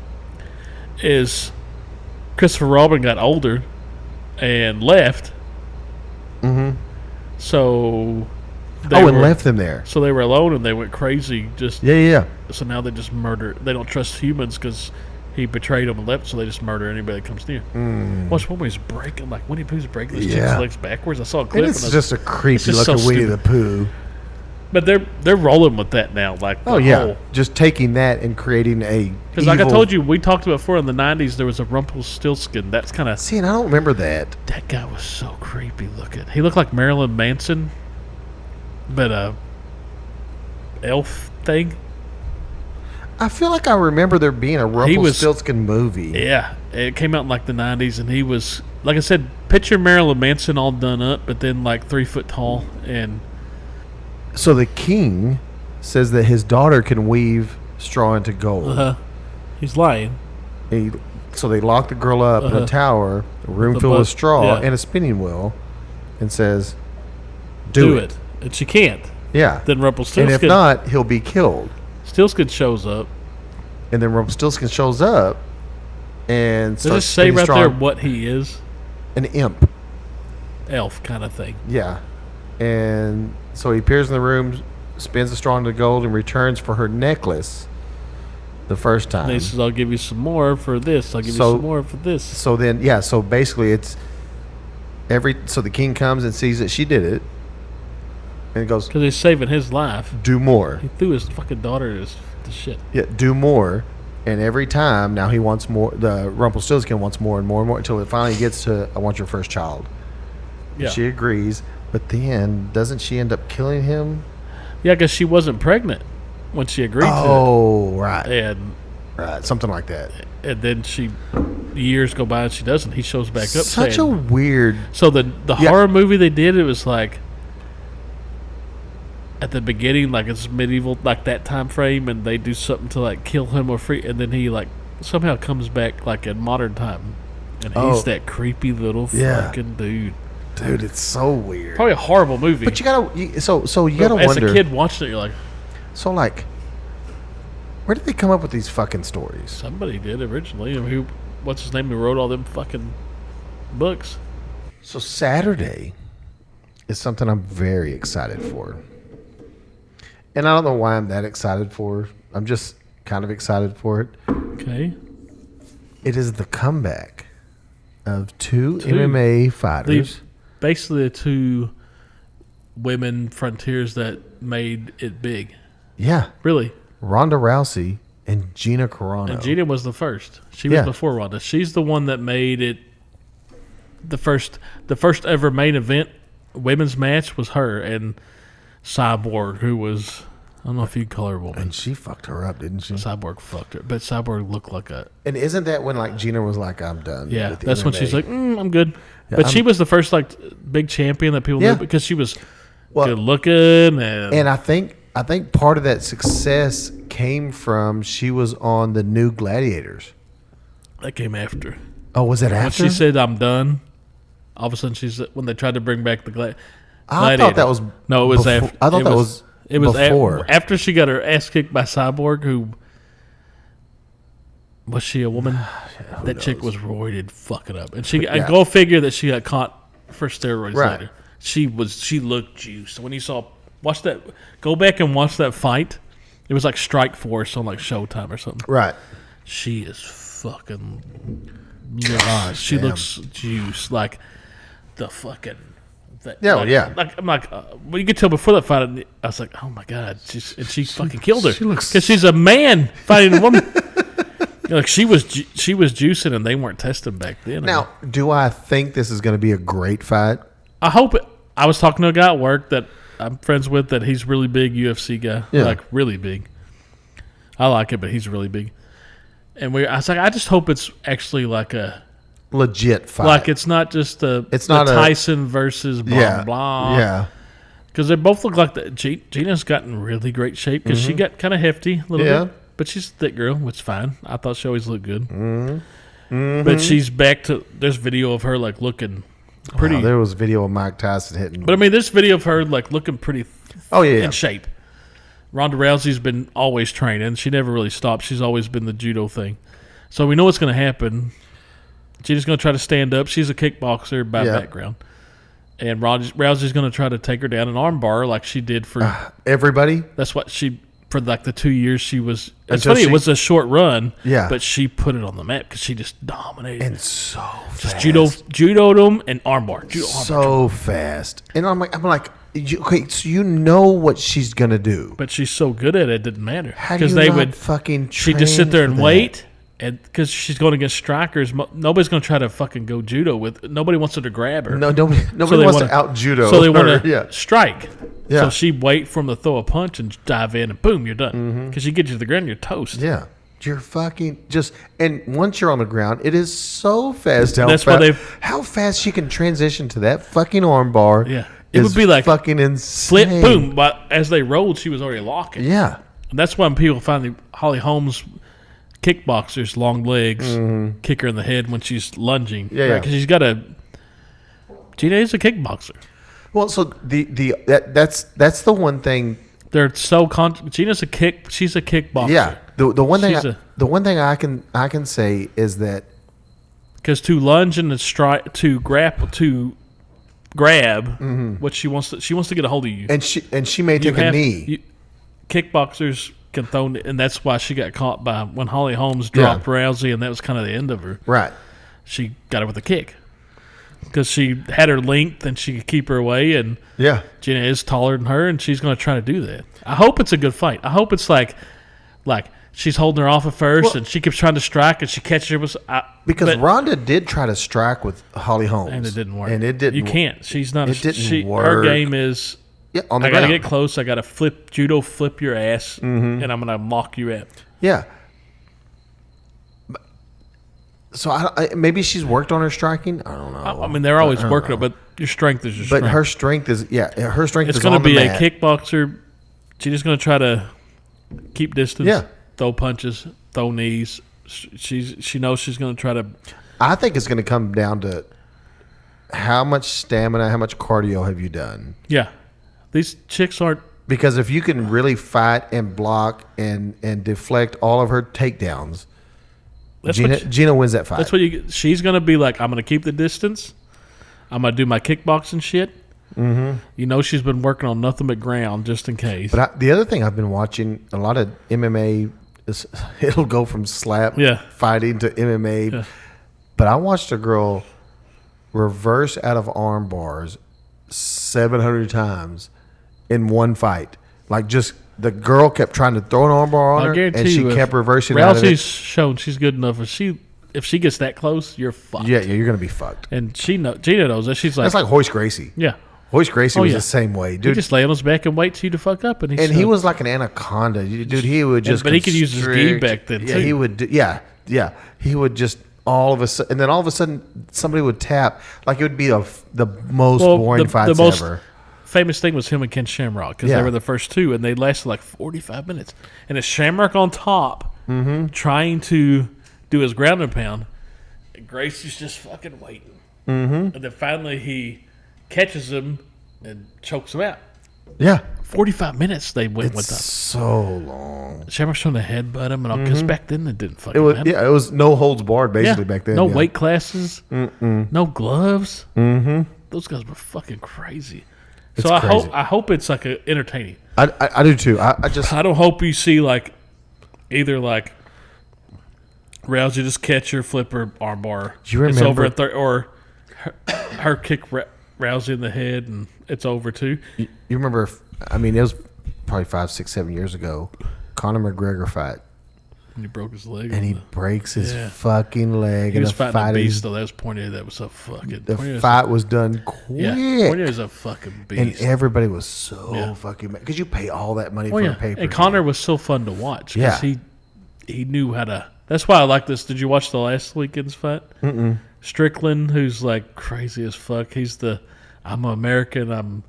He's crazy as fuck. Watch a video of Strickland, I feel like I did see that video. and he was fighting Armenian. Pretty much a Russian dude with the beard that's just mowed through everybody. But they used to train together, like in the same camp. And Strickland's saying, this guy's really a bitch. He'd always pick the weakest guy to spar with, blah, blah. And this dude's been mowing through it. Like, he's undefeated. Like, he was killing everybody he's fought.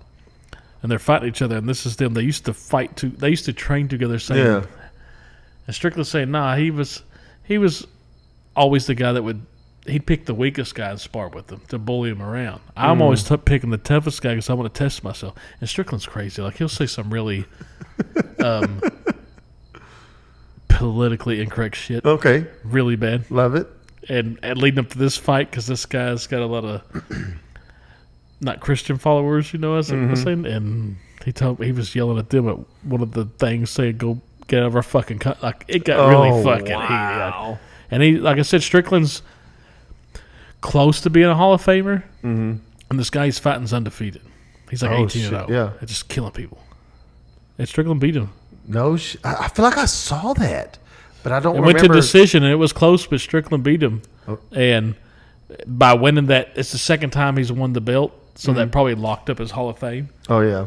But he was kind of cool, and the guy, they used to train together. And what's funny is, like, after about the first round, they'd meet in the middle and slap hands, and even the guy that was from, like, he'd be like, I love you, man, and they just go fighting again. So how much of it was just... And Strickland even admits, I'm sorry I might have took... After he won, he's like, I might have took it too far. I just want to give a good show for y'all. Yeah. Hype it up the fight, because he says some fucked up shit. But he grew up with, like...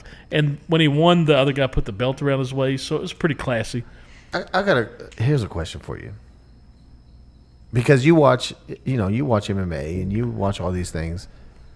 I don't watch as much as I used to, but Right. the big fights I'll watch. But you've seen it, right? Yeah. So, I don't know. So, we always tell the kids who are growing up, be a good sport. You win some, you lose some. Yeah, just be, fucking if be it's if it's an even match and you just got beat, right. so be it. I don't know that I could take somebody Beating the shit out of you? beating the shit out of me and at the end of it be like, man, great fight, man. Yeah. Great fucking fight. So I don't like I know said, that I could do that. I don't know, but these guys are different kind of... Like that Strickland guy, he was on Theo Vaughn before and everything. Like, he broke down crying on Theo Vaughn one time. And that's the clip when Theo's like he's talking about his childhood because his dad was super abusive. Yeah. And he's telling Theo about this. I used to sleep under the bed thinking he'd kill my mom. And I'm like, in the 5th grade, Holy Like, he grew up shit. in this childhood. That's the Strickland dude. And he's telling Theo about this on Theo's podcast. Yeah. And he goes, I can remember just hanging onto my mom's leg while she's sleeping, thinking my dad's going to kill her. Like, physically. Oh, my Because his dad would threaten to kill her all the time. God. He can remember being, like, in the 4th grade and cracking a guitar over his dad's head when he was strangling his mom. Like, he grew up in this childhood. Like, you wonder why this guy's got issues, right? So he's telling Theo all about this shit on this clip, and he just starts breaking down, crying. This guy that's always like, he's like, I'm sorry, man. And he's like, he goes, and Theo's like, you know how Theo is. Mm-hmm. He goes, it's cool, man. I don't even say anything, I'll just sit here and be quiet with you. Mm-hmm. It's a really emotional clip. Yeah. It's one of the ones that come over your but that's this dude that won. And so it's a different kind of animal. A lot of these guys are like this dude that grew up with a really... Mm-hmm. Like, he told him the happiest he ever been in his life that he can remember is the first time he ever went, like, and trained and got in, like, a cage fight. He goes, I got the shit kicked out of me. He goes, this dude beat my ass, and I was bleeding all over the place, but I got to let out everything. Oh, he goes, yeah. And after I was done, he goes, I'm bleeding and shit, and the guy said, good fight, and that guy whooped my ass, and he goes, I never felt better in my life. I got to release all the anger. Aggression I just and pictured anger, my dad, and it just was like... Wow. So these are the type of people, like half these guys are... Wow, that's fucking... Let's face it, if somebody but says... that's huge, right? Yeah, like let's face it, if somebody says you should be a cage fighter, you're probably pretty good at fighting people. Like, you probably already knew that... But that's a you just beat the shit. You've beat the shit out of everybody in your family. Yeah, but you should... I finally got to release. No, you should watch that clip because he's like, he goes, I was bloody and bleeding, and the guy kicked my ass. He goes, was that on Theo? Might have been. The one when he's talking about... Yeah, he goes, I was bleeding. He goes, I'm bleeding. The guy kicked my ass. And he goes, I never felt better. He goes, I released everything in that cage. I just the guy beat my ass, and he goes, I never felt better. It was like all out of my body. Wow. So when you watch that video, you kind of... Dude, that's intense. Because a lot of people like, this guy's an asshole, because he just says... He's like, I admit I get hot-headed and shit, and I am a big America guy and blah, blah, but he goes, I'm fucked up. Like, he even admits, like, he goes, I grew up in a fucked up shit. I got a lot of trauma that's just on me. Wow. Yeah, and that Theo, it's just him and Theo sitting on, like, and he just starts breaking down, talking about, like, his... So some of my favorite Theo clips is when Theo's by himself. And he is just talking raw. Yeah, Theo's great. And he gets so emotional. Well, it's funny about how Theo random could be shit. so goofy, but then he says something and it touches you. You're like, oh, I know what you're talking about. Right. Like when he talked about the one with him and the one that I see a lot with him and Post Malone. Mm-hmm. And he says something about his hat and he takes it off. Theo's like, I look stupid or dumb or something. I don't know. And Post says, why are you so hard on yourself, man? And he's like, I don't know what. He goes, I guess it comes from my childhood. Because his dad was really old. And he goes, I guess I just wanted to be enough for you to see me. Yeah. And it's like, oh my God, that sounds heartbreaking. Yeah.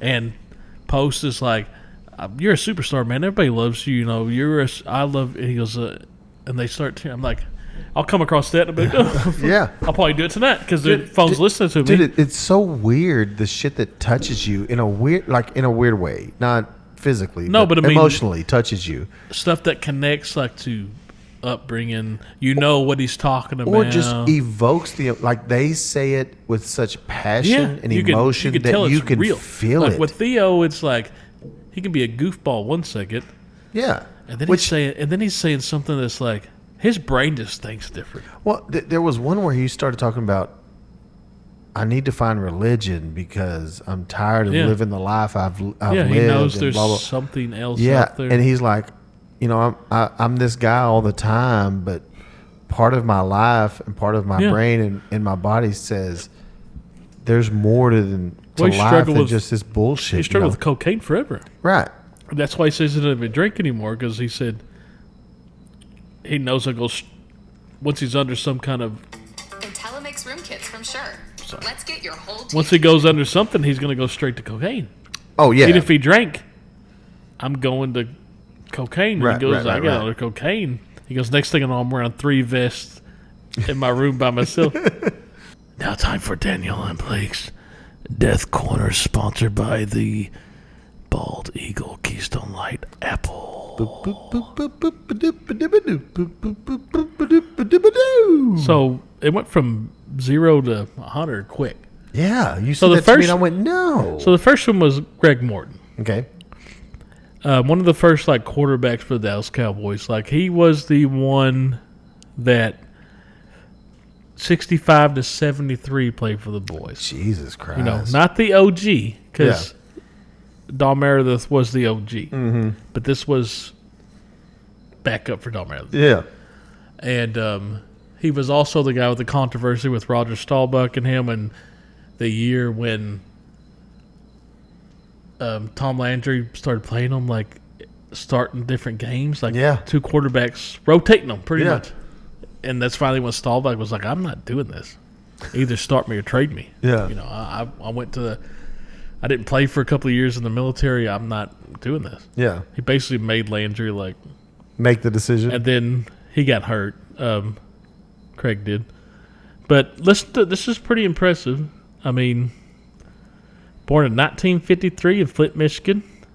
He died May 9th, 26, 83 years old in California. Flint, Michigan, that's where the water issue is? Yeah. Okay. 6'4", 214. Back then, that seems like a pretty good sized damn quarterback. Yeah. Played for California, Cal. Mm-hmm. Was drafted in 1965, first round, 5th round pick Wow. to the Cowboys. First round, 5th round pick? First round, 5th pick overall. Okay. What's funny is he was drafted NFL. Listen, this is what was crazy back then. AFL, 10th round, 75th pick overall. So it's that's when it was split when they weren't the same. You had the NFL and the AFL. He got drafted in both of them? Yeah. When they finally joined, that's when they came up with the NFC, AFC. But before then, you had Yeah, I remember that. he got drafted in both of them. Because that's where the Super Bowl came from. There was 2 leagues, and they came together and said, okay, So here's what we're doing. He won the Super Bowl in Super Bowl 6. Not with the Cowboys. I was going to say, not with the Cowboys, He though. won with Denver, I think. He was NFL Comeback Player of the Year in 77, AFC Offensive Player of the Year in 77. He's in the Denver Broncos Ring of Fame. Pop Warner Trophy winner in 64, which was a big thing in college. First team All-American in 64, second team first. Let's go to his professional. So Morton was selected by the Cowboys 5th overall. In the Wow. 65. That's back when there fucking was big. like 12 fucking rounds. Yeah. Like insane. He spent his first 4 years seasons behind Don Meredith, who was the original Cowboy, but still received opportunities to play due to injuries suffered by Meredith. So he played some. So people knew him. So then in 69 we drafted Staubach, you know. Mm-hmm. So then it started. Like Morton dislocated his finger in preseason. Everybody thought he was going to play, and then Staubach came in and played, and then god dang the next year. So 71, Tom Landry created one of the most famous quarterback controversies in NFL history. He began alternating Morton and Staubach as starting. Can you imagine, like, games he's alternating who's starting at quarterback? Dude, that's fucking crazy. At quarterback. In the 70s? 1971. Wow. So Greg had been in on the... professional football. He's alternating quarterbacks. That's fucking Because they don't know who to insane. play. Yeah. He's like, I got the younger Staubach guy, but more...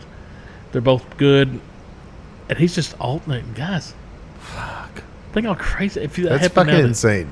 And we're not talking about like no names because everybody knew Morton was Yeah. and Staubach. He won the Heisman and shit. But Staubach wasn't Staubach at the beginning, though. Yeah, he was. I mean, he was, but I think it was this. Like Yeah. that's why Staubach went to him, but like, either you're going to start me or trade me. Mm-hmm. I'm not here to be this shit. Yeah.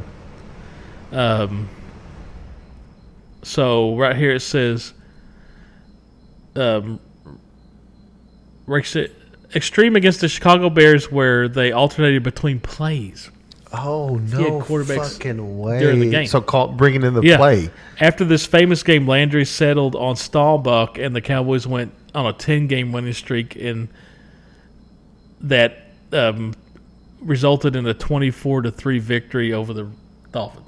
Wow. That's when Staubach, when you watch his documentary, he says that's after that game when that's when he went to Landry and said, either trade me Or start me. or start me. Wow. I'm not doing this shit because he was. Yeah. It's fucking and, crazy. And they won a Super Bowl. So then, but the funny thing is he did that and we're still on the team. In 72, he suffered a separated shoulder, blah, blah. Morton played. All this crazy shit, and then finally he went to the Giants. Oof. Oof.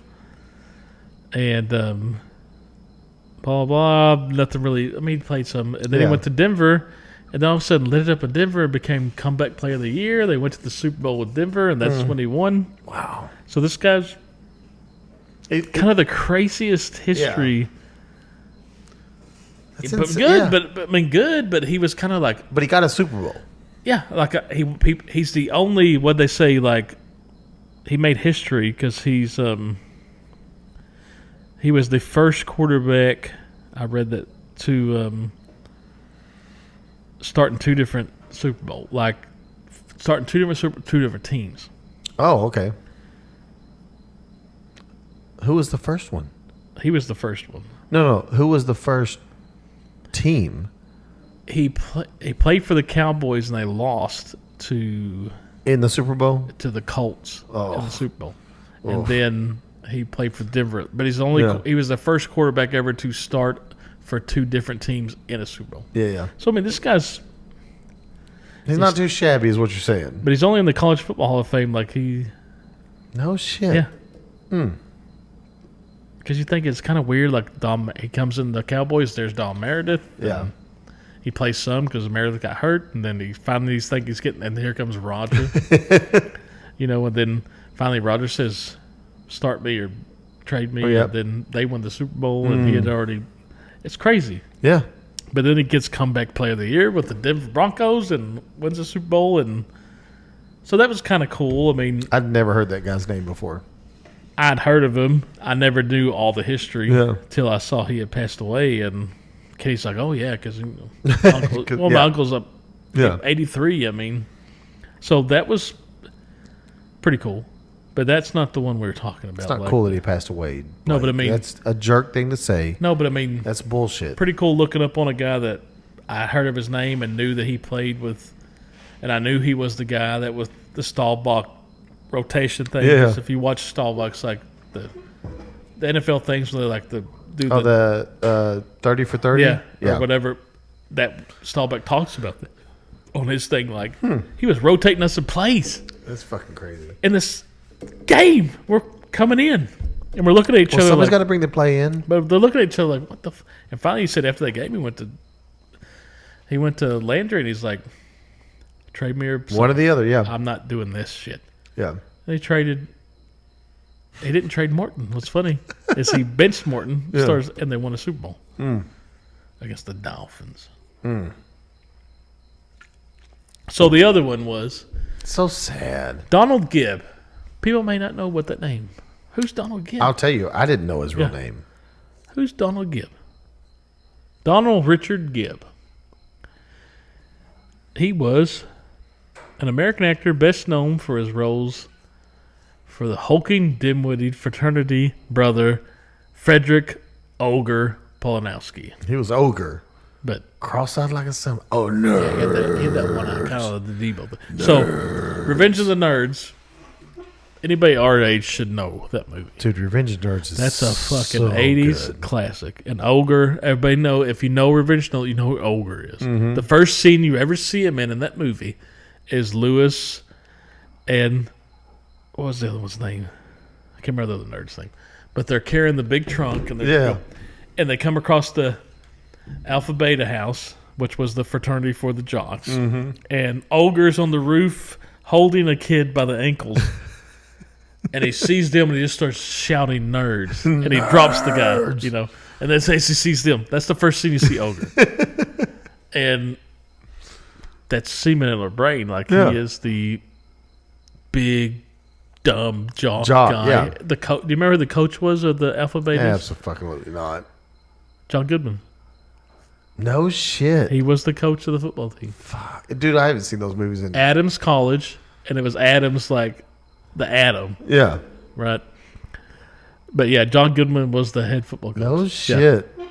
Wearing the cap, and he nailed that role pretty good. You know, the meathead. Like, so you're gonna either remember from there or Bloodsport. So you remember Bloodsport? Oh God, he's the big guy that's John Claude's friend Jackson, who gets his head stomped. Yeah, that's him too. Fucking shit! I forgot about that altogether. Because I always think of. I'm the only thing I think of is Revenge of the Nerds, and my favorite scene is at the end of the part two. Part two, when he becomes a nerd. Where he becomes That's a what I'm nerd. saying. The ogre because he puts on the glasses. He's got the tape around the and middle of he drinks it. that weird drink that they're making, that Booger's making, and fucking Booger. And when he drinks it, he's like, and Ogre becomes a nerd. And then they came out with the Revenge of the Nerds 3 that I don't recommend watching. It wasn't very, I think it came out like USA or something. Didn't what's the main tall skinny guy nerd? Louis Skolnick. Didn't he die? Yes, he died just. That's crazy. Because when I texted that to Jody, because we're big 80s. Yeah. She goes, first Louis and now Ogre. Yeah. Booger's still alive. And he's a Carradine. Oh, yeah, he's a Carradine. Louis Yeah, was he was brother of David Carradine. Yeah. Booger's still alive. Mm-hmm. Also, I don't know if it's the first, but the first I remember, obviously gay person. Latrell Lamar. Latrell Lamar. Latrell Lamar. Very gay. Because it's just Lamar. Also, Latrell is like, Latrell Lamar. But also, gay black man. Yes. In a movie. In 84 or something. Right. And you're going. Yeah. I just love his lip wristing style. They made the javelin to go with his lip wristing thing.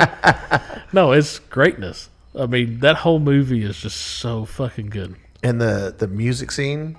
You got Booger dressed like Elvis playing the electric guitar. One of the guys is dressed like one of the We have the two, Lewis and... The guy that's in the hat, the stepped hat. Oh, you're talking about the Whippet guy. Yeah, Devo. No, he wasn't dressed, but they had the jumpsuits. I thought one of them had the Devo hat on. And you have the one playing the violin. That's the nerdy. The real nerdy see guy. What was his fucking name in that? But it's so good. Like, if you haven't seen it, the kids nowadays probably wouldn't get it. But I don't know that the movie holds up. But for me, like, I watched it not too long ago, and it's just so. Yeah. They have the party trying to impress because they want to join a fraternity because they want to be able to vote because they're just getting fucking ruled by the lambda. Yeah. And it's an all black fraternity, but they actually finally let them join and they defend them at the end. And the nerd kind of gets the girl, and it's just a great. It's so. But good. yeah, the great ogre passed away. God, it's crazy, dude. He was born August 4th, 1954 in New York City. What's funny is he passed away May 12th, 26 at 71 in Texas. It just says Texas, U.S., which is odd. What's funny is Ogre went to University of New Mexico and San Diego. Was he really smart, or did he just go to... So he was a nerd. All it says is he died of a long illness at his home in Texas, but it didn't say like where. So he went to Texas. That's crazy. But like I said, I just got a real chill. Ogre said, "You son of a bitch! You better figure Revenge this of the shit out." Nerds. I remember him in Meatballs 2, which is a very underground movie. The first one was really kind of big. Meatballs, the first one was Bill Murray was in it. It's kind of like a camp movie, like. And Bill Murray's like a counselor at a camp. The first Meatballs. The second one was really out there, but I remember the second one for some reason. I remember watching it a lot when I was a kid. Oh God. And Ogre's like a boxer guy that's hired by of course he's a meathead. Yeah. You know, I'm trying to look through these to see if I remember any of this shit. Because, boy, he did a lot of stuff that's like... Any of the movies? Revenge of the Nerds 2, Nerds in Paradise. That's when he became the nerd. Amazon Women on the Moon. Never heard of it. Bloodsport, Ray Jackson. Yep. Breakfast of Aliens, Magic Kid 2. Oh, my God. There was a Bloodsport 2. Such terrible movies.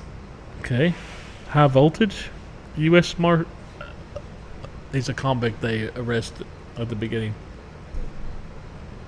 Tommy Lee Jones, U.S. Marshals. That was a sequel from The Fugitive. I remember him on that. He was a convict in Hancock, if you remember when Will Smith was like a superhero kind of type thing. But yeah, because he starts out, he's a drunk in Hancock, and So his main thing was Ogre will always be, and then Bloodsport Jackson, people will remember, but Ogre. That's 100%. Rest in peace, Ogre. Dude, that's crazy. 71 years old. He's always a big guy, so that's pretty good. It seemed like he might have lived hard. Even in Revenge of the Nerds, he looked like it was a hard life already. I mean, he's supposed to be like a college student. Yeah, and he looked like he was a grown-ass man. And he looked like he was 40. And that was like 84. When was Revenge of the Nerds? Was I right? It was in the 80s. I want to watch Revenge of the Nerds now. That's a movie that if it's on, I'll watch it. I will fucking... 84. Mm-hmm. Frederick Aloysius Ogre Pulaski. Because when he says this... Remember when he says his name at first when they're having the burping contest? Oh, yeah. And he says... And Bugger beats him. Because he's like, Frederick Aloysius Pulaski. And then you see Ogre get up and he says something to him. He's like, Ogre, you asshole. Ogre. And he drinks he said that big trophy. Yeah. And then Booger gets up and I remember because he puts a cigarette out in Ogre's drink and he puts that guy was a great 80s in a bunch of 80s movies playing. Booger was probably his biggest part. So Booger showed up after the last time I saw him in New Girl, which you said you'd watch but you haven't. He showed up in New Girl as the principal for the school. Right. And So Dude, it's just like I saw him show. I go, Booger. Like, yeah, I mean that's like he's the only. always going to be Booger. Like I said, he had a lot. His name is Curtis Armstrong. Yeah. No. And really, when you look at it, most of his stuff was like he was. I remember him Better Off Dead, an '80s movie. John Cusack. He's this little side character. You don't even know what his name is. Revenge of the Nerds. Risky Business. I remember he was Tom Cruise's friend. Yeah. With the but never any like Lead the Booger roles, role. yeah. Isn't even a lead role, but Right. it's like you remember Booger. Yeah. He's Booger. He's But wearing he that. won the Remember, burpee he's wearing that contest. shirt that says "Who farted?" Yeah. and it's all torn up. Like, and then when they're having their party in the first one, and like nobody's got any dates, and Lamar Latrell's like, "I do," and he goes, "Yeah, that's with the guy." And they're like, "Who you bringing, Booger?" And he's like, "I've been combing the high schools all day." Like saying, like just and the Asian dude Teraki's like going over party plans, and he goes, "So we can have right here. We can have lobster crawls." And he goes, Booger's like, "What the fuck are lobster crawls?" Like just completely like that dude. But it's Booger. Yeah. And people our age know who fucking Yeah. Booger is. Just a disgusting. He's supposed to be. His name's fucking Booger. Because when they first meet him and they're all calling out roll, Yeah. he says his name. He's like, "Call me Booger." He goes, "Okay, Booger." And Teraki's like, "Why do they call you Booger?" He's like, "Got no idea." Just fucking great movie. Yeah. Please, kids won't get it, but our people, if anybody's around our age Watch it again. and don't know what Revenge of the Nerds, the first one is, watch it. It's fucking greatness. And Classic. that concludes Danielle and Blake's Death Corner. What you point out, sponsored by this fucking good Guinness fish that we ate, but I don't remember what it's called from Costco. It's funny as you. All right, you got anything else? I mean, I got some more stuff. Hang on. No, you don't. All right, then we'll see you next time. Later. Bye.